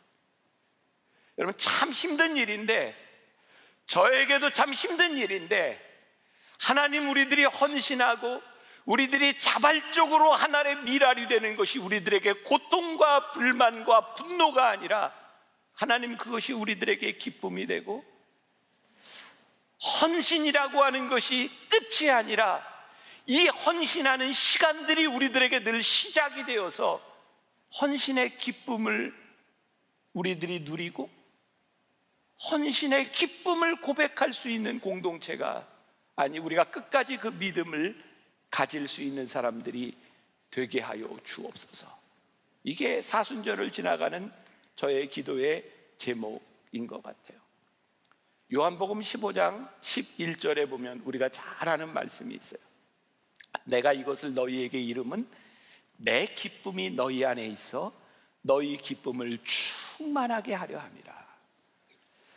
예수님께서 십자가를 지시기 전에 포도나무 비유의 말씀을 하시면서 사람들을 향하여, 얘들아, 내가 너희들에게 이것을 이름은 내 기쁨이 너희 안에 충만하기를 원한다. 이 요한복음 15장의 말씀은 바로 요한복음 12장에 하늘의 밀이 떨어져 죽는 것을 말씀하신 이후에 예루살렘으로 올라가시는 예수님께서 제자들에게 포도나무의 비유로 말씀하신 거예요. 너희 안에 이 기쁨이 충만하였으면 좋겠다. 언젠가 여러분들에게 제가 유진 피터슨의 그 길을 걸으라 라고 하는 책에 대한 이야기를 한 적이 있어요. 저는 그 책에서 제일 멋있는 문장 하나를 뽑으라면 이런 문장이에요. 천국으로 가는 길, 그것이 천국이고, 천국으로 가고 있는 그 사람들에게는 지금 걷고 있는 그 길이 천국인 것입니다. 천국에 들어갔기 때문에 우리들이 기쁜 것이 아니라 우리들이 천국을 향해 가고 있기 때문에 그 길이 천국의 길이고 그것이 기쁜 것입니다. 이것이 우리 신앙의 길입니다. 그래서 오늘 이 사순절 여러분들에게 그런 도전을 하고 싶은 거예요. 오늘 헌신과 희생의 십자가 앞에서 우리는 기쁜가? 얼마나 힘들어요. 얼마나 어려워요. 그런데 기쁜가? 아마 우리 교인들은 저에 대한, 우리 가정에 대한 이야기를 알고 있는 분들이 참 많을 거예요. 올해로 제가 결혼한 지 이제 30년이 됩니다. 저는 결혼하고 30년 동안 많은 기쁘고 좋고 행복한 일들이 많았지만 늘 우리 아픈 딸아이를 키우면서 늘 많이 힘든 시간들을 저렇게 30년이 지나갔네요. 저희 부부뿐만 아니라 누나로 두었던 우리 아들내미도 참 이렇게 힘든 시간을 지나갔던 것 같아요. 우리 가정에 누가 몸이 아프고 힘들면 가족들 모두가 참 힘이 듭니다. 누가 얘기할 수 없는 거죠. 많이 힘들어요. 근데 우리 딸아이는 늘 목회하면서 바쁜 엄마 아빠보다 초등학교부터 고등학교까지 함께 학교를 다녔던 자기 동생을 제일 신뢰하고 믿고 좋아했어요. 우리 딸아이에게 가끔 네 삶의 우선순위를 대봐라. 1번 남동생, 2번이 가끔 바뀌어요. 삼겹살이거나 엄마거나 이렇게 가끔 바뀌고, 3번도 가끔 바뀌어요. 삼겹살이거나 아빠거나. 요즘 제가 4위로 내려섰어요. 우리 아들이 고등학교 갈 때 외고 시험 봤을 때 떨어졌거든요. 우리 딸이 너무너무 기뻐하고 좋아했어요. 하나님 내 기도 들어주셨다고. 동생 떨어지라고 참 열심히 기도했는데, 왜냐하면 동생과 떨어져서 학교를 다닌다는 게 우리 딸아이에게는 너무 슬픈 일이었거든요. 유치원 때까지 미국에서 제가 유학 시절을 지냈던 우리 아이에게 부모의 마음이 다 그렇잖아요. 영어를 좀 잃어버리지 않도록. 그래서 아마 6학년 때인가 겨울방학 3개월 동안 미국에 있는 공립학교를 보낸 적이 있어요. 3개월을 지나고 있는데 그 당시에 미국에 있었던 제 여동생 부부가 웅기는 1년만 미국에서 공부하면 영어가 다 살아날 것 같은데 참 아깝다고. 그런데 누나 때문에, 누나와 함께 학교를 다녀야 되는 것 때문에 저는 아들을 1년 동안 미국에 둘 수가 없었어요. 그리고 제가 그놈은 잊어버렸을 겁니다. 이런 이야기를 했어요. 아들아, 걱정하지 마. 네가 누나를 위하여 네 삶에 희생한다고 생각하는 것 절대로 희생이 아니야. 하나님께서 앞으로 네가 목회자가 되겠다고 하는 그 길에 하나님께서 너의 인생의 깊이를 깊게 해주실 것이고 그것이 너에게 기쁨이 될 거야. 그리고 그렇게 염려했던 아들이, 우리 아들이 지금 이제 군대가 있어요. 영어 할 기회가 없다고 생각했는데, 제가 좀 자랑을 해도 되겠죠. 6회 공군 통역장교 시험에 다 붙었어요. 그래서 골라서 공군 장교로 갔어요. 저는 뭘 생각하는지 아세요? 우리 아이가 군에 입대하기 전에 제가 아이들한테 참 못해서요, 입영하는 그곳에 제가 데려다 주고 싶었어요.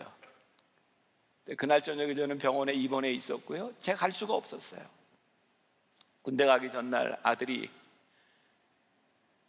제 병실에 찾아왔어요. 아무도 없었고요. 제가 아들을 안았어요. 아들아, 아빠가 너 사랑해. 근데 아빠가 아무 걱정 안 해. 아빠는 아무 걱정 안 해. 잘 갔다 와. 그랬더니 우리 아들이 저한테 그러더라고요. 아빠, 저도 아빠 사랑하고요, 제가 아빠 같아도 아들 때문에 걱정 안 할 것 같아요. 그리고 쿨하게 가서 지금 훈련받고 있어요. 제 속에 어떤 기쁨이 있는지 아세요? 아주 작은 일이지만 네가 살아왔던 인생에 내가 작은 희생이라고 생각했던 것이 그것이 너에게 기쁨이 될 거다. 저에게 떠올랐던 찬양, 오늘 여러분들과 조금 이따 같이 부를 찬양인데요.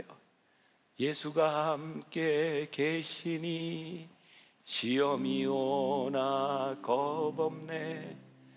기쁨의 근원 되시는 예수를 위해 삽시다. 날마다 주를 섬기며 언제나 주를 기리고 그 사랑 안에 살면서 딴 길로 가지 맙시다. 예수가 함께 계시니 시험이 오나 겁없네. 이게 예수를 믿는 사람들의 모습이죠. 이번 주간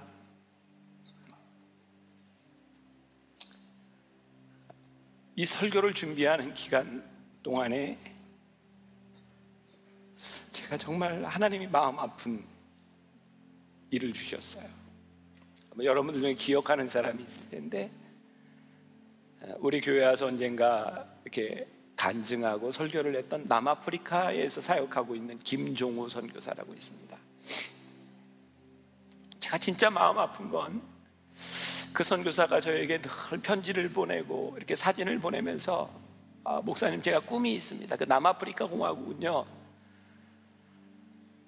칼라인들이라고 하는 흑인도 있고 혼혈들도 있고 아직도 굉장히 많이 차별받는 곳이, 굉장히 어려운 곳입니다. 우스터라고 하는 작은 곳에 살면서 학교를 세우겠다고 하는 꿈을 가지고 땅을 사고, 목사님 저 꿈이 있습니다 라고 하는데, 제가 작은 돈을 몇 번 도와주기는 했지만 많이 도와주지 못하고, 너무 좋은 선교사라 내가 언젠가는 꼭 도움을 줘야지 라고 생각했는데 지난주에 심장마비로 세상을 떠났어요. 그 얼굴이 생각났고 너무너무 안타까운 거예요. 너무 아까운 선교사가 세상을 떠났다. 제가 오래전 남아프리카 공화국의 선교사들을 위로하러 갔을 때 저 선교사가 그런 얘기했거든요. 목사님, 우리는 이 땅에 버려진 사람 같아요. 지금까지 너무 멀어서 한 번도 우리를 위로하러 온 사람이 없었어요. 제가 남아프리카 공화국까지 가는데 비행기를 타고 42시간 걸렸거든요. 그리고 그 선교사들을 붙들고, 그리고 그 사모님들을 붙들고 저의 아내와 함께 참 많이 울었었어요. 근데 지난주에 참 젊은 나이에 심장마비로 세상을 떠났는데, 그 부인 김현주 선교사가 이런 편지를 써서 보냈더라고요. 제가 한번 읽어드리려고 그래요. 그에게는 항상 고민이 있었습니다. 땡볕에 그을려 얼굴이 여기 사람들처럼 검해져도, 여기 사람들의 음식을 김치찌개보다 더 좋아했어도 그는 늘 어떻게 하면 그가 진정한 남아공 사람이 될 수 있을까 고민했습니다. 그런 고민들이 어느 순간부터 소원으로 바뀌었습니다. 많은 현지인들이 그에게 답해줬습니다. 당신이 여기서 죽은 후에 우리 땅에 묻히면 남아공 사람이 되는 거라고요. 그는 마침내 그가 그리도 소원했던 남아공 사람이 되었습니다. 그는 이제 우리에게 자기가 힘껏 쥐었던 바톤을 넘겨주었습니다. 바톤을 받는 순간 그것이 플라스틱으로 된 가벼운 것이 아니었음을 바로 알게 되었습니다. 17년 동안 이 땅을 사랑했기에 그는 바톤을 놓지 못했습니다. 때론 천천히, 때론 빨리, 때론 무식하게 그렇게 달렸습니다. 그는 온 힘을 다해 바톤을 쥐고 달렸습니다. 옆에서 그와 함께 달리면서 그는 늘 이야기했습니다. 잘 버텨보자, 버텨보자. 그분이 사랑함으로 끝까지 인내하셨던 것처럼 우리는 잘 버텨보기라도 하자고요. 그는 늘 허허벌판에 서서 나에게 눈을 감으라고 했습니다. 눈을 뜨면 아무것도 보이지 않지만 눈을 감으면 다 보인다고 했습니다.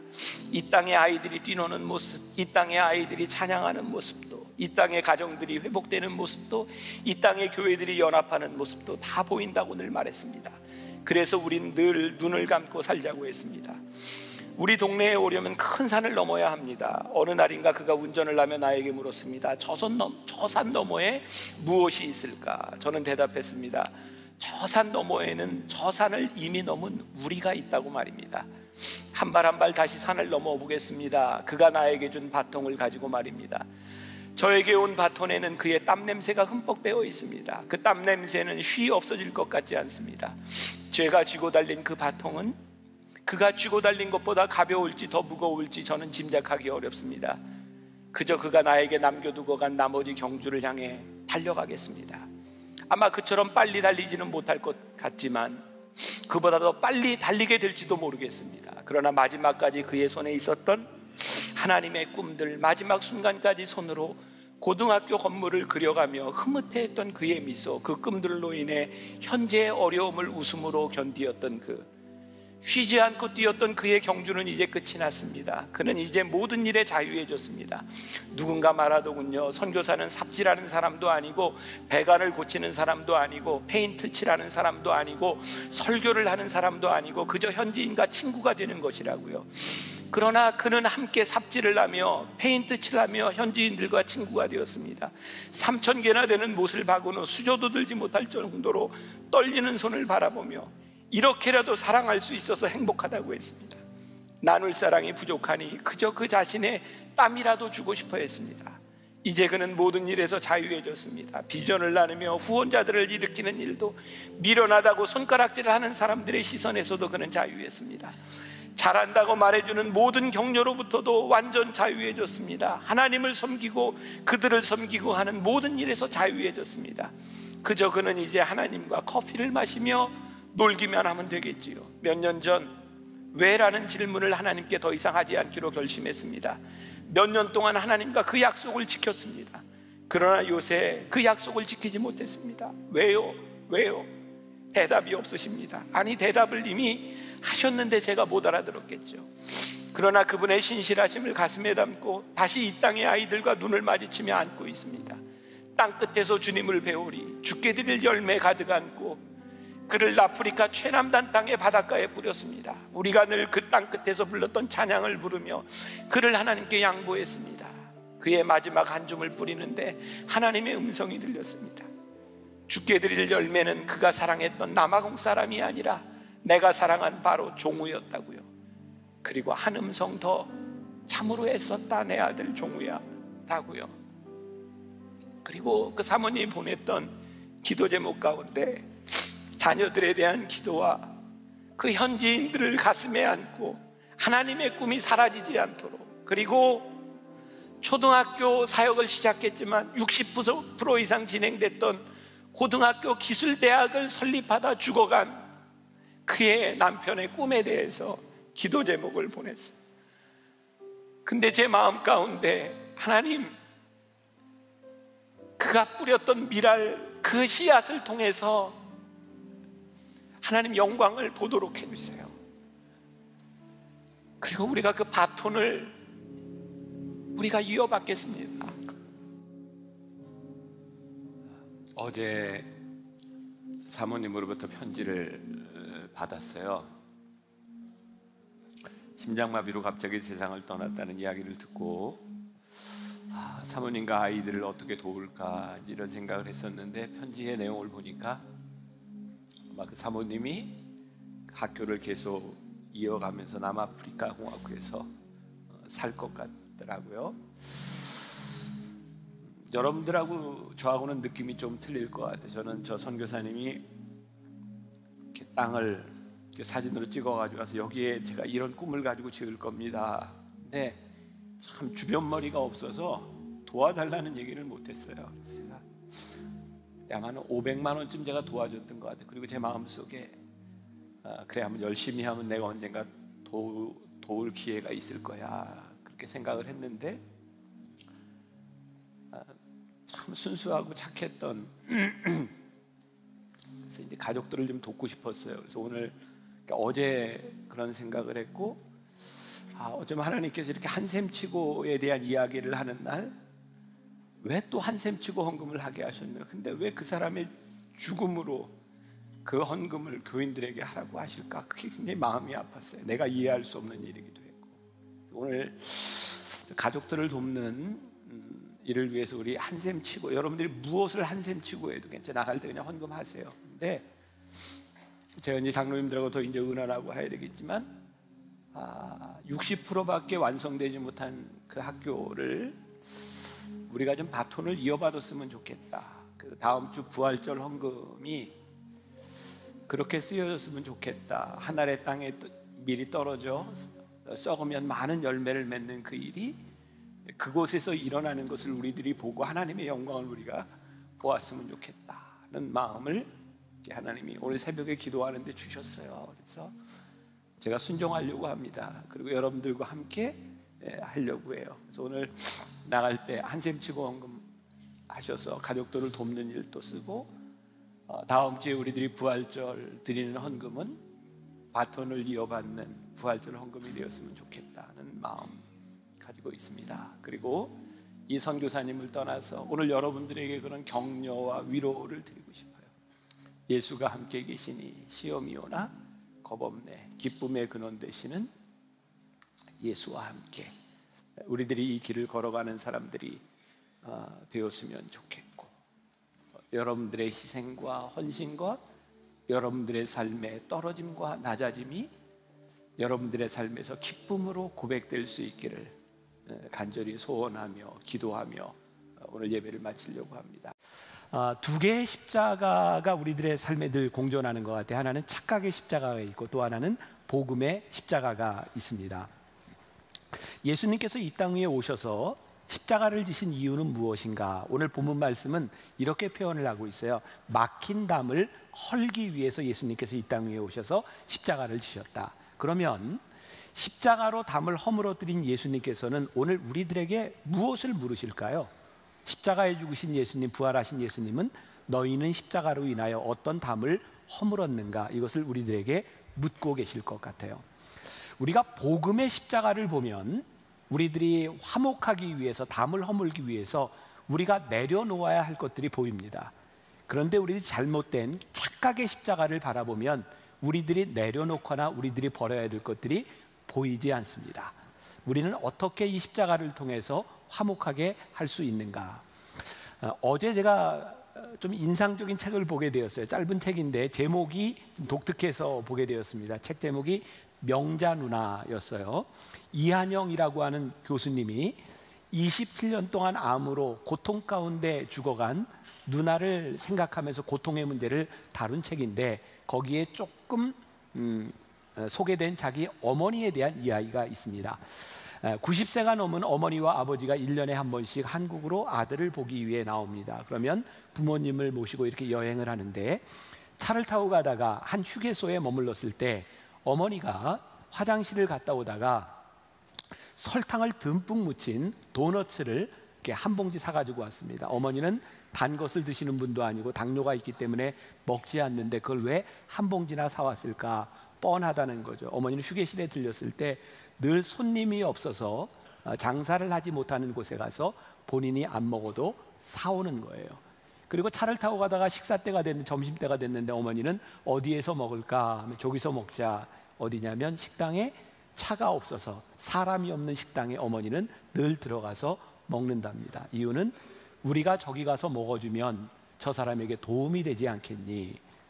이 이한영 교수라고 하는 분이 이 책에서 이런 이야기를 하더라고요. 사순절을 지나고 우리 순환주간을 지나는 크리스찬들에게 이 사순절 기간, 순환절 기간 금식하는 것보다 한 주간 여러분들이 맛없는 식당을 찾아가서 먹어준다면 그 식당에 도움이 되지 않겠습니까? 그리고 조금이나마 빈 부의 벽을 허물 수 있지 않겠습니까? 이 말들에 여러분들이 전혀 공감을 안 하시죠. 그리고 저도 이 이야기를 들으면서 참 이게 힘든 거예요. 왜 저도 어느 식당에 가든지 어디가 맛있지? 어디에 손님이 많지? 그리고 손님 없는 데 들어가면 왠지 속은 것 같은 느낌이 들기도 하죠.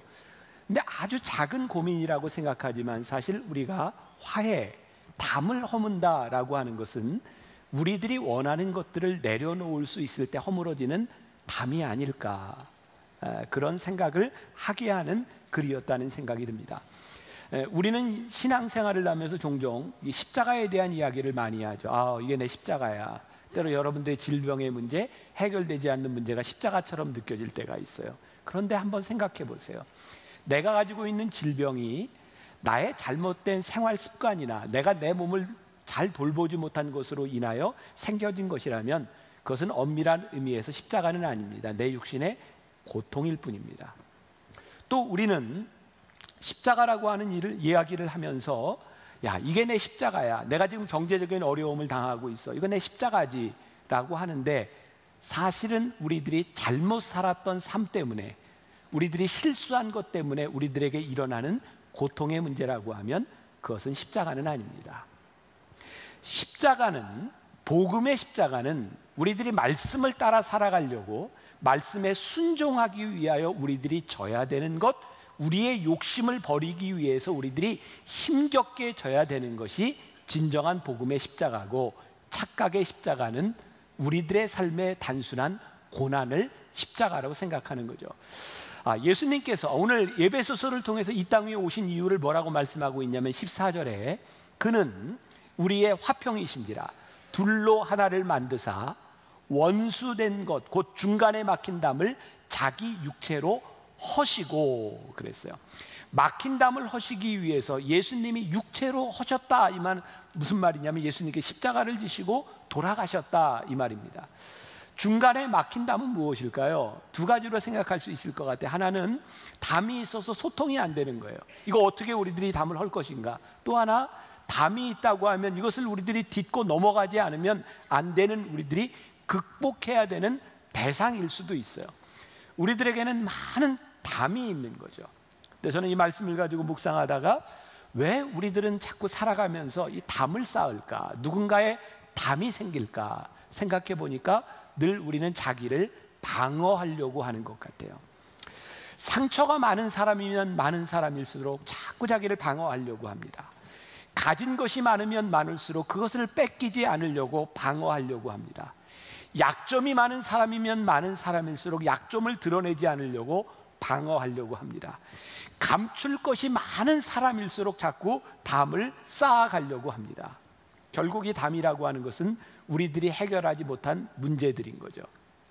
여러분들 진시 황제를 아시죠? 진시 왕이 만든 제일 큰 업적 중에 하나가 세계 7대 불가사의라고 불리우는 게 있죠. 뭐죠?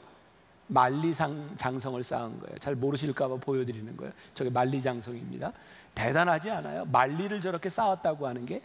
저 만리장성을 보면서 우리는 진시황의 힘을 생각합니다. 야, 그가 무지무지한 권력을 가지고 있었고 중국을 통일한 위대한 사람이구나. 근데 그가 만리장성을 쌓은 이유가 뭔지 아세요? 그는 힘으로 통일을 했는데 그들이 이야기하는 오랑캐들이 침략할까 봐 두려워서 벽을 쌓습니다. 저는 참 흥미로운 일이라고 생각해요. 우리가 힘으로 제압하면 힘으로 이기는 것이 아니라 힘으로 제압한 것 때문에 우리들에게 두려움이 찾아온다는 거예요. 결국 모든 사람들이 나에게 원수로 여겨지고 내가 힘으로 제압하는 이런 것들이 우리로 하여금 자유하게 하지 않는다는 거죠. 우리는 담을 쌓아요. 요즘 우리 사회에서 가장 심각하게 일어나고 있는 문제들 가운데 하나가 미투 운동이죠. 성추행을 당하고 성폭행을 당하고 어려움을 당한 사람들이 그 이야기들을 하는 거예요.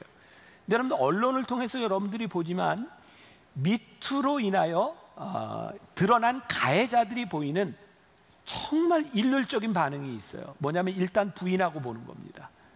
근데 부인하는 이유는 무엇일까요? 내가 그거 시인하면 내가 모든 것을 잃을 수도 있다라고 하는 두려움이 있는 거예요.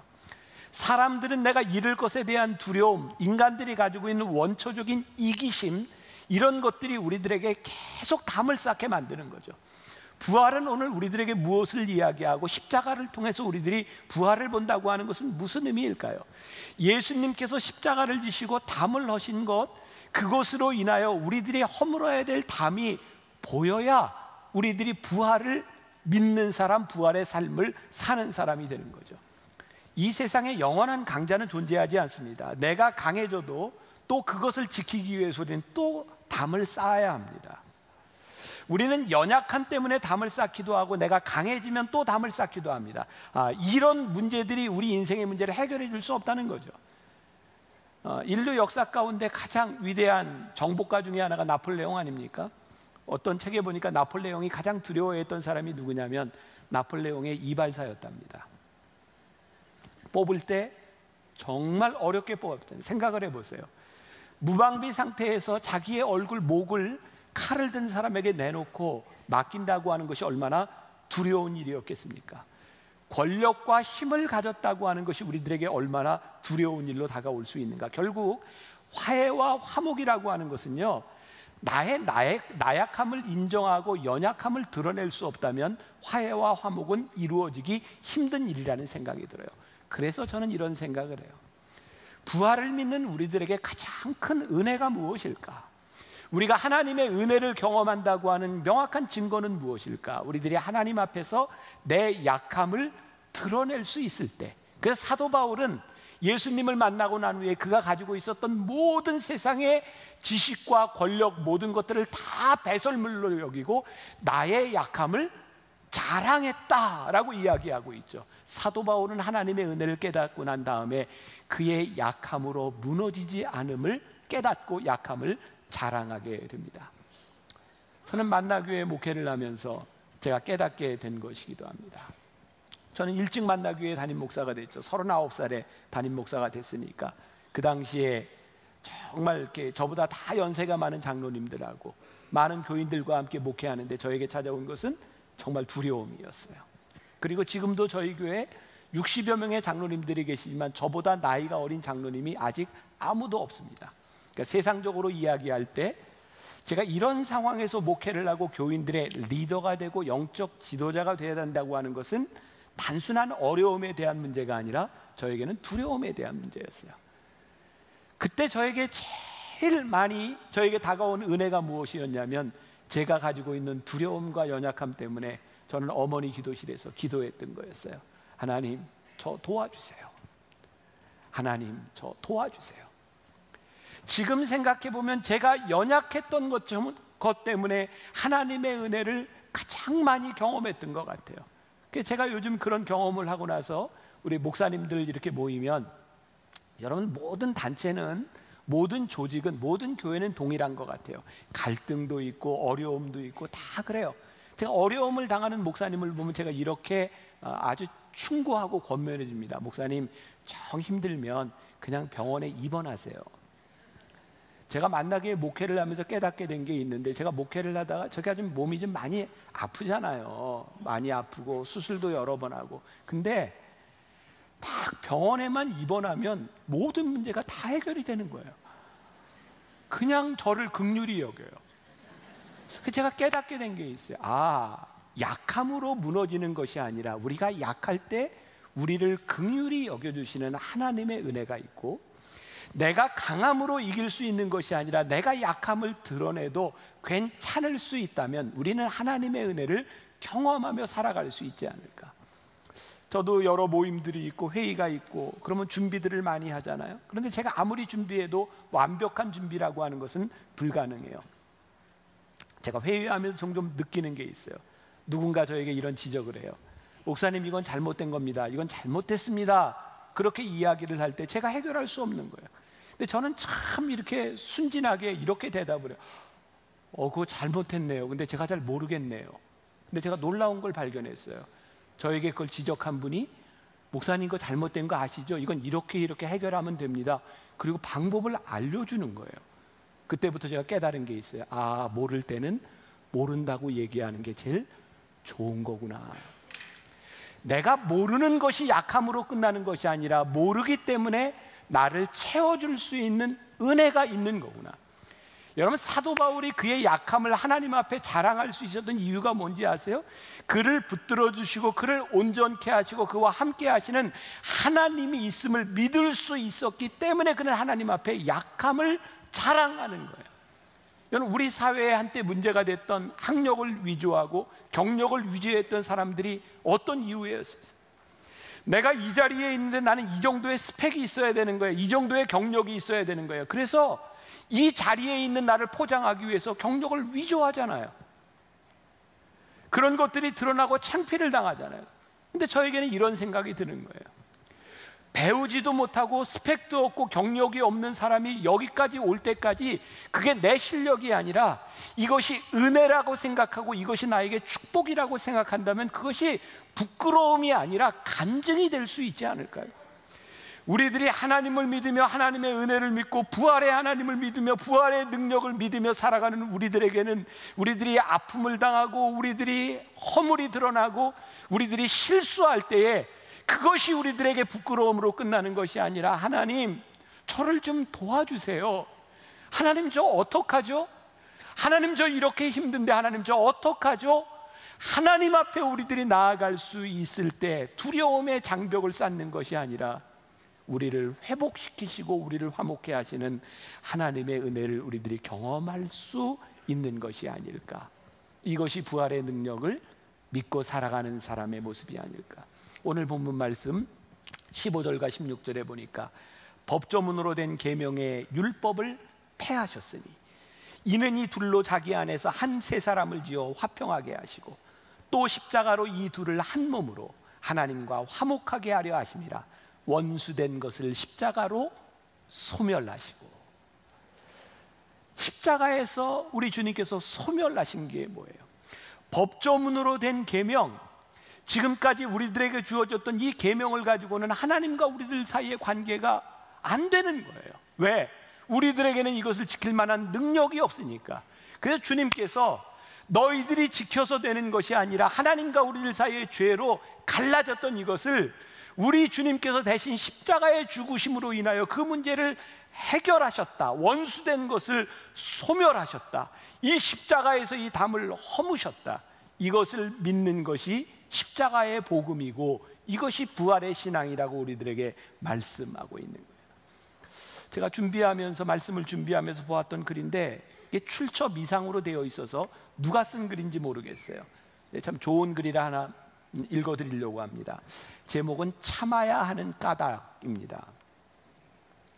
내가 불쾌한 사람을 참아주어야 하는 까닭은 누군가도 불쾌한 내 모습을 참아주었을 것이기 때문입니다. 내가 참아내고 남의 허물을 덮어주어야 하는 까닭은 누군가도 나의 허물을 참아주고 덮어주었을 것이기 때문입니다. 내가 끝없이 기다리고 사랑해야 하는 까닭은 누군가도 나를 끝없이 기다려주고 사랑해 주었을 것이기 때문입니다. 내가 용서해야 되는 까닭은 누군가도 나를 용서해 주었기에 그 빚을 갚는 것입니다. 갚아도 다 갚을 수 없는 평생의 빚이 있다면 밑빠진 독에 물 붓기였어도 포기하지 않고 쏟아주신 그분의 사랑, 그 사랑의 빛이 나에게 사는 의미를 조용히 일깨워 줍니다. 그러니까 우리들이 십자가의 부활, 그 은혜를 믿는 것은 우리들의 삶을 어떻게 살아가야 될지를 우리들에게 말씀해 주고 있는 거죠. 우리들이 용서와 이 화목이라고 하는 것은요, 늘 언제 들어도 우리들에게 감동을 줍니다. 이유가 무엇일까요? 감동은 우리의 예측을 벗어나는 일이고 우리의 기대를 뛰어넘는 일이기 때문입니다. 오늘 예수님께서 우리들에게 화해의 십자가를 통해서 보여주셨던 그것은 우리들이 만들어 놓은 기준에 대한 문제가 아닌 거예요. 우리는 기준이 있잖아요. 이것은 정의로운 거예요. 이것은 불의한 거예요. 우리가 생각할 때 이것은 죄예요.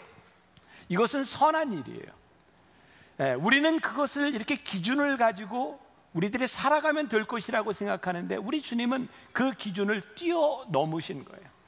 십자가를 통해서 우리들이 가지고 있는 그 기준에 대한 문제가 아니라 우리의 예측과 기대가 아니라 그것을 뛰어넘어서 화해하게 하시고 사랑하게 하신 것에 부활의 능력이 있다는 거예요. 이유가 무엇인가요? 17절과 18절에 이런 말씀이 있어요. 또 오셔서 먼 데 있는 너희에게 평안을 전하시고 가까운 데 있는 자들에게도 평안을 전하셨으니 이는 그로 말미암아 우리 둘이 한 성령 안에서 아버지께 나아감을 얻게 하려 하십니다. 예수님 당시 이 에베소 교회에 어떤 일이 있었어요? 예수님의 부활을 믿는데 이 부활이 가까운 데 있는 우리 누구예요? 유대인으로서 예수를 믿는 우리들에게 뿐만 아니라 저 먼 데 있는 사람, 이방인으로서 예수를 믿는 사람에게도 하나님께서 우리를 위해 화목하게 하셨다는 거예요.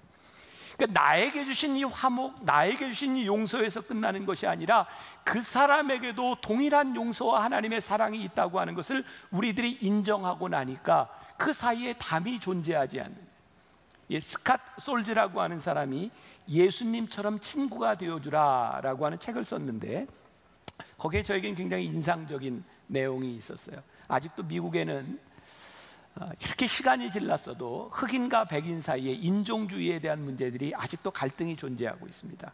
이 책에 이런 내용이 나와요. 어떤 사람이 자랑스럽게 말을 합니다. 나는 인종주의를 극복했어요. 나에게는 흑인 친구가 많아요. 그때 한 흑인이 이렇게 말을 합니다. 나는 흑인 친구가 많아요 라고 말하지 말아주세요. 단지 나를 친구로 불러주면 좋겠어요. 무슨 말인지 아시겠어요? 흑인 친구가 많다고 하는 말은 인종주의를 극복했다고 하는 것이 아니라 나는 아직도 당신을 흑인으로 생각합니다 라고 하는 의미인 거죠. 우리들 가운데는요, 해결하지 못한 벽들이 참 많이 있어요. 우리의 한계들이 있어요. 십자가가 무엇을 의미하나요? 저기 위에서부터 밑으로 십자가가 내려와 있어요.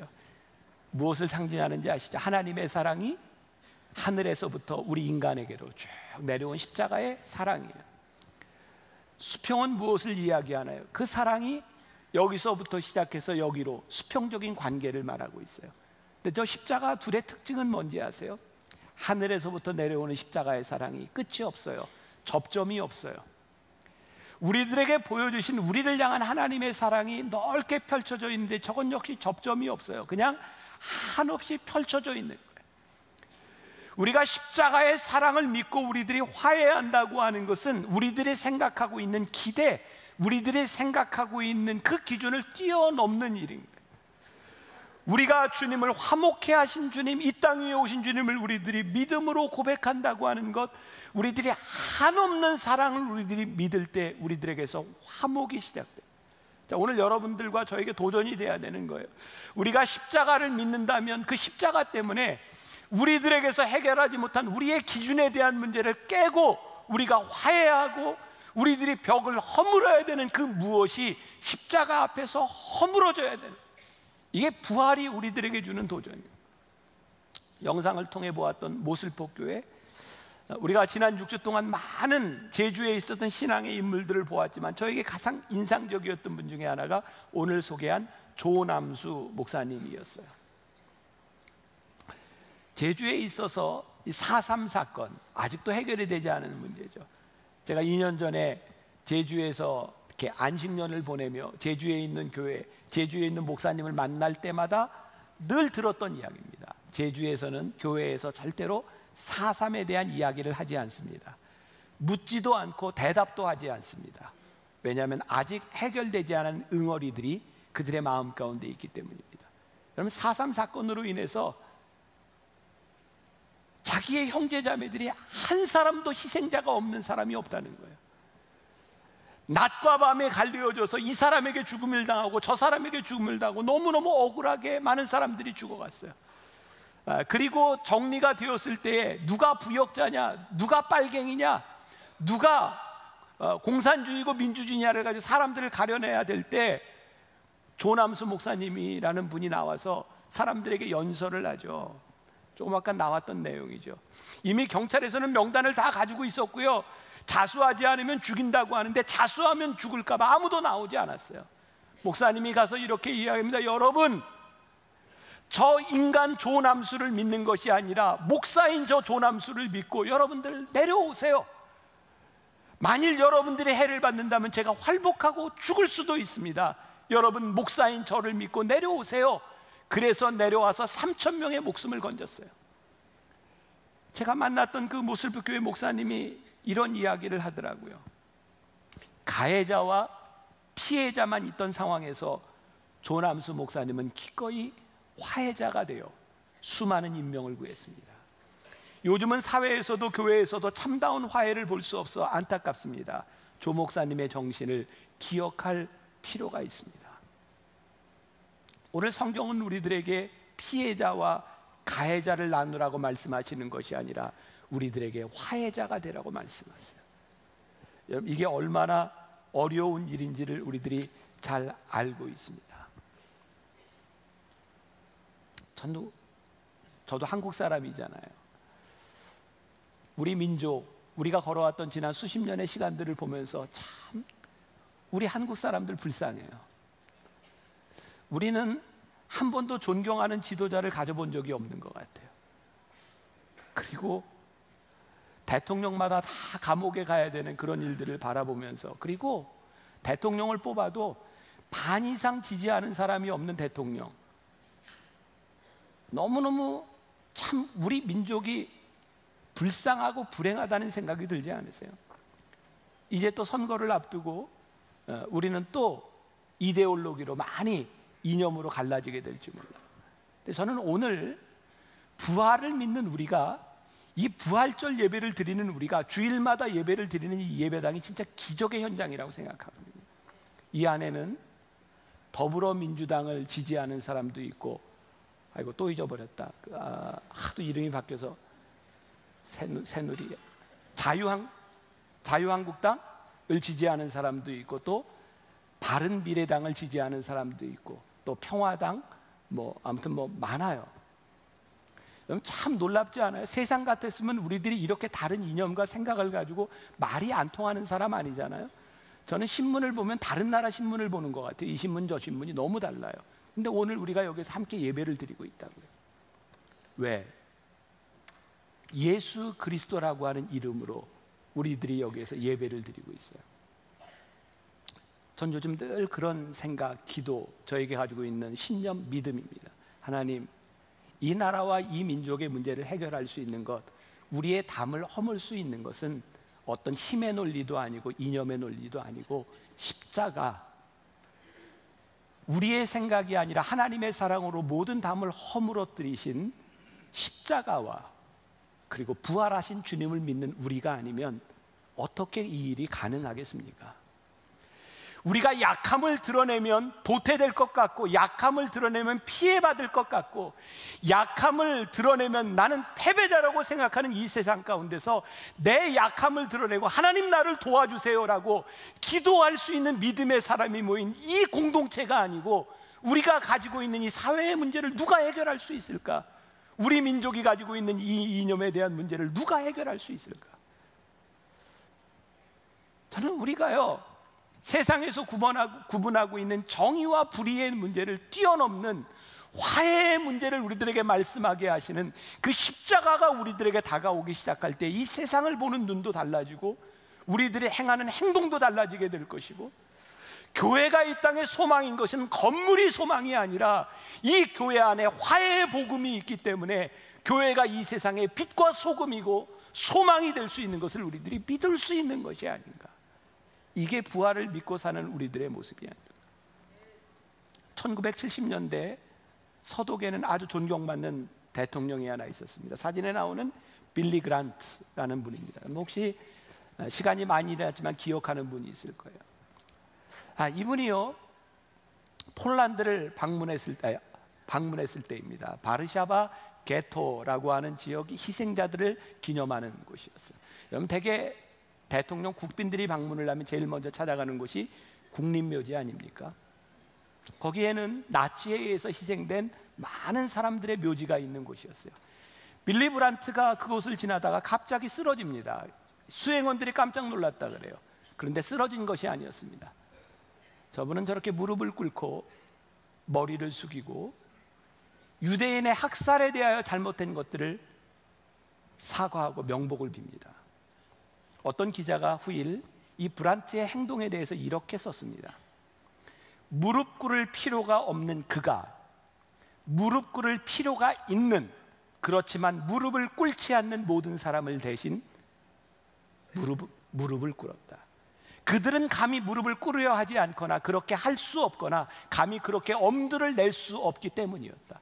왜 빌리 브란트가 서독의 수상인데 왜 무릎을 꿇을 필요가 없다고 했을까요? 저 사람은요, 17살에 사회민주주의 당원이 되어서 나치와 싸웠던 사람입니다. 그는 일찍이 노르웨이로 망명해서요 나치와 싸웠던 사람입니다. 그는 나치의 만행에 대해서 책임이 없었던 사람입니다. 그런데 그가 그의 국민을 대상해서 폴란드 사람들에게 무릎을 꿇습니다. 그리고 공항으로 오는 차 안에서 폴란드 대통령과 포옹을 합니다. 그리고 독일은 도덕적으로 다시 복권이 됩니다. 우리들 참 마음 아프고 힘든 것 중에 하나가 일본이 우리들에게 절대로 사과하지 않는 문제 아닌가요? 위안부 문제에 대해서 사과하지 않습니다. 뻔한 자료들이 나옴에도 불구하고 절대로 사과하려고 하지 않습니다. 이유가 뭔지 아세요? 일본의 신사에는 세계대전을 치르면서 죽었던 사람들의 무덤이 거기에 신사의 이름들이 있습니다. 그런데 위안부 문제를 딱 시인하는 순간 그 사람들은 전쟁의 영웅이 아니라 다 전쟁의 전범이 됩니다. 그것을 잃을까 봐 절대로 그들은 잘못을 시인하지 않습니다. 우리 민족사에서 해결되지 않는 문제들이 무엇입니까? 4.19에서부터 5.16, 5.18, 유신, 4.3 지금까지 있었던 어떤 모든 문제에 대해서도 우리는 누구도 무릎을 꿇지 않습니다. 우리는 누구도 화해하려고 하지 않습니다. 하나님께서 오늘 이 나라와 이 민족과 오늘 우리와 우리의 가정과 우리들의 삶에 주시는 메시지가 무엇일까요? 하나님께서 이 땅 위에 십자가를 보내서 예수님을 보내서 우리들에게 화해하게 하신 것은 이 모든 담을 허물고 하나가 되기 위하여 십자가로 이 땅 위에 오셨다면 오늘 우리들이 해야 될 일들이 무엇인가? 여러분, 이 세상이 모든 사람이 움직이고 모든 사람들이 변하는 꿈을 꾸는 것이 아니라 저는 부활의 능력을 믿는 우리들이 할 수 있는 그 화해, 용서, 그것 때문에 우리는 이 세상을 변화시킬 수 있는 사람들이라고 생각해요.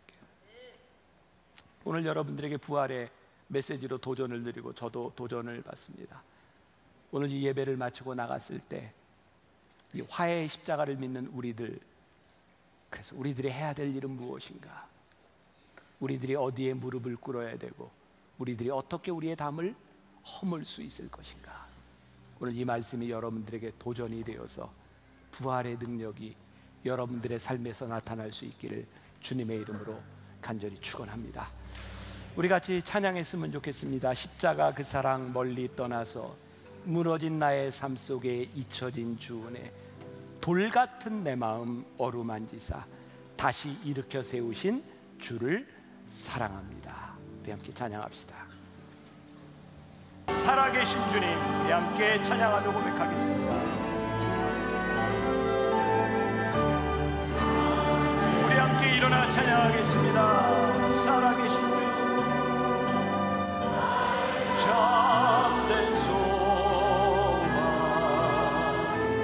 걱정 근심,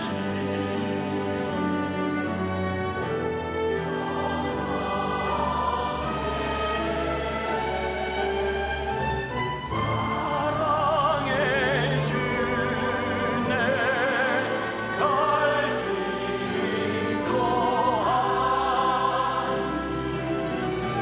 내 모든 삶의 기쁨 늘 충만. 우리 다시 한번 살아계신 주,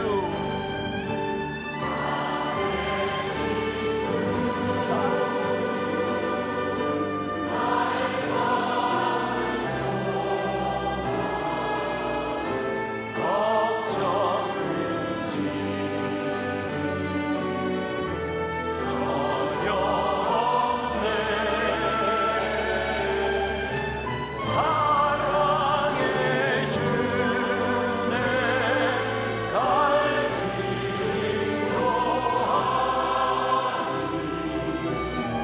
내 모든 삶의 기쁨 늘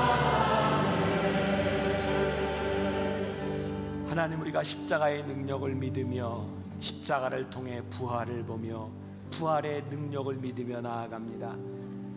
예수님께서 우리들에게 십자가를 지심은 화해하게 하시려고 막힌 담을 헐어버리시려고 십자가를 지셨고, 우리들에게 그 말씀을 믿고 따르도록, 부활의 능력을 믿고 살아가도록 우리를 부르셨습니다. 하나님, 이 부활절 말씀이, 이 화해의 십자가가 우리들에게 주는 도전이 있습니다. 우리가 세상으로 나가면 복음을 살아가는 것이 무엇인지, 우리가 헐어야 될 막힌 담은 무엇인지 우리들에게 말씀하시는 그 말씀에 순종하게 하시고, 우리들에게서 막혔던 담이 허물어지는 놀라운 역사가 일어나게 하여 주옵소서. 오늘도 하나님 앞에 드려진 귀한 예물, 특별히 부활절 예물을 통하여 남아프리카 공화국에서 허무하게 죽어간 것 같지만 허무함이 아니라 하나님의 미리 되어 그의 사역의 바톤을 우리들에게 넘겨주었던 그 사역에 아름답게 이 예물 쓰여지게 하여 주옵시고, 하나님, 우리를 하나님 앞에 드려진 귀한 예물들과 우리들의 헌신들이 땅에 떨어지지 아니하고 능력 있는 하나님의 역사를 이루도록 인도하시고 축복하여 주옵소서. 지금은 우리 주 예수 그리스도의 은혜와 하나님 아버지의 무한하신 사랑과 성령의 인도하심이 부활의 능력을 믿으며 이 세상으로 나가는 당신의 사랑하는 모든 백성들 위해 지금부터 영원까지 함께 하시기를 간절히 축원하옵나이다. 아멘.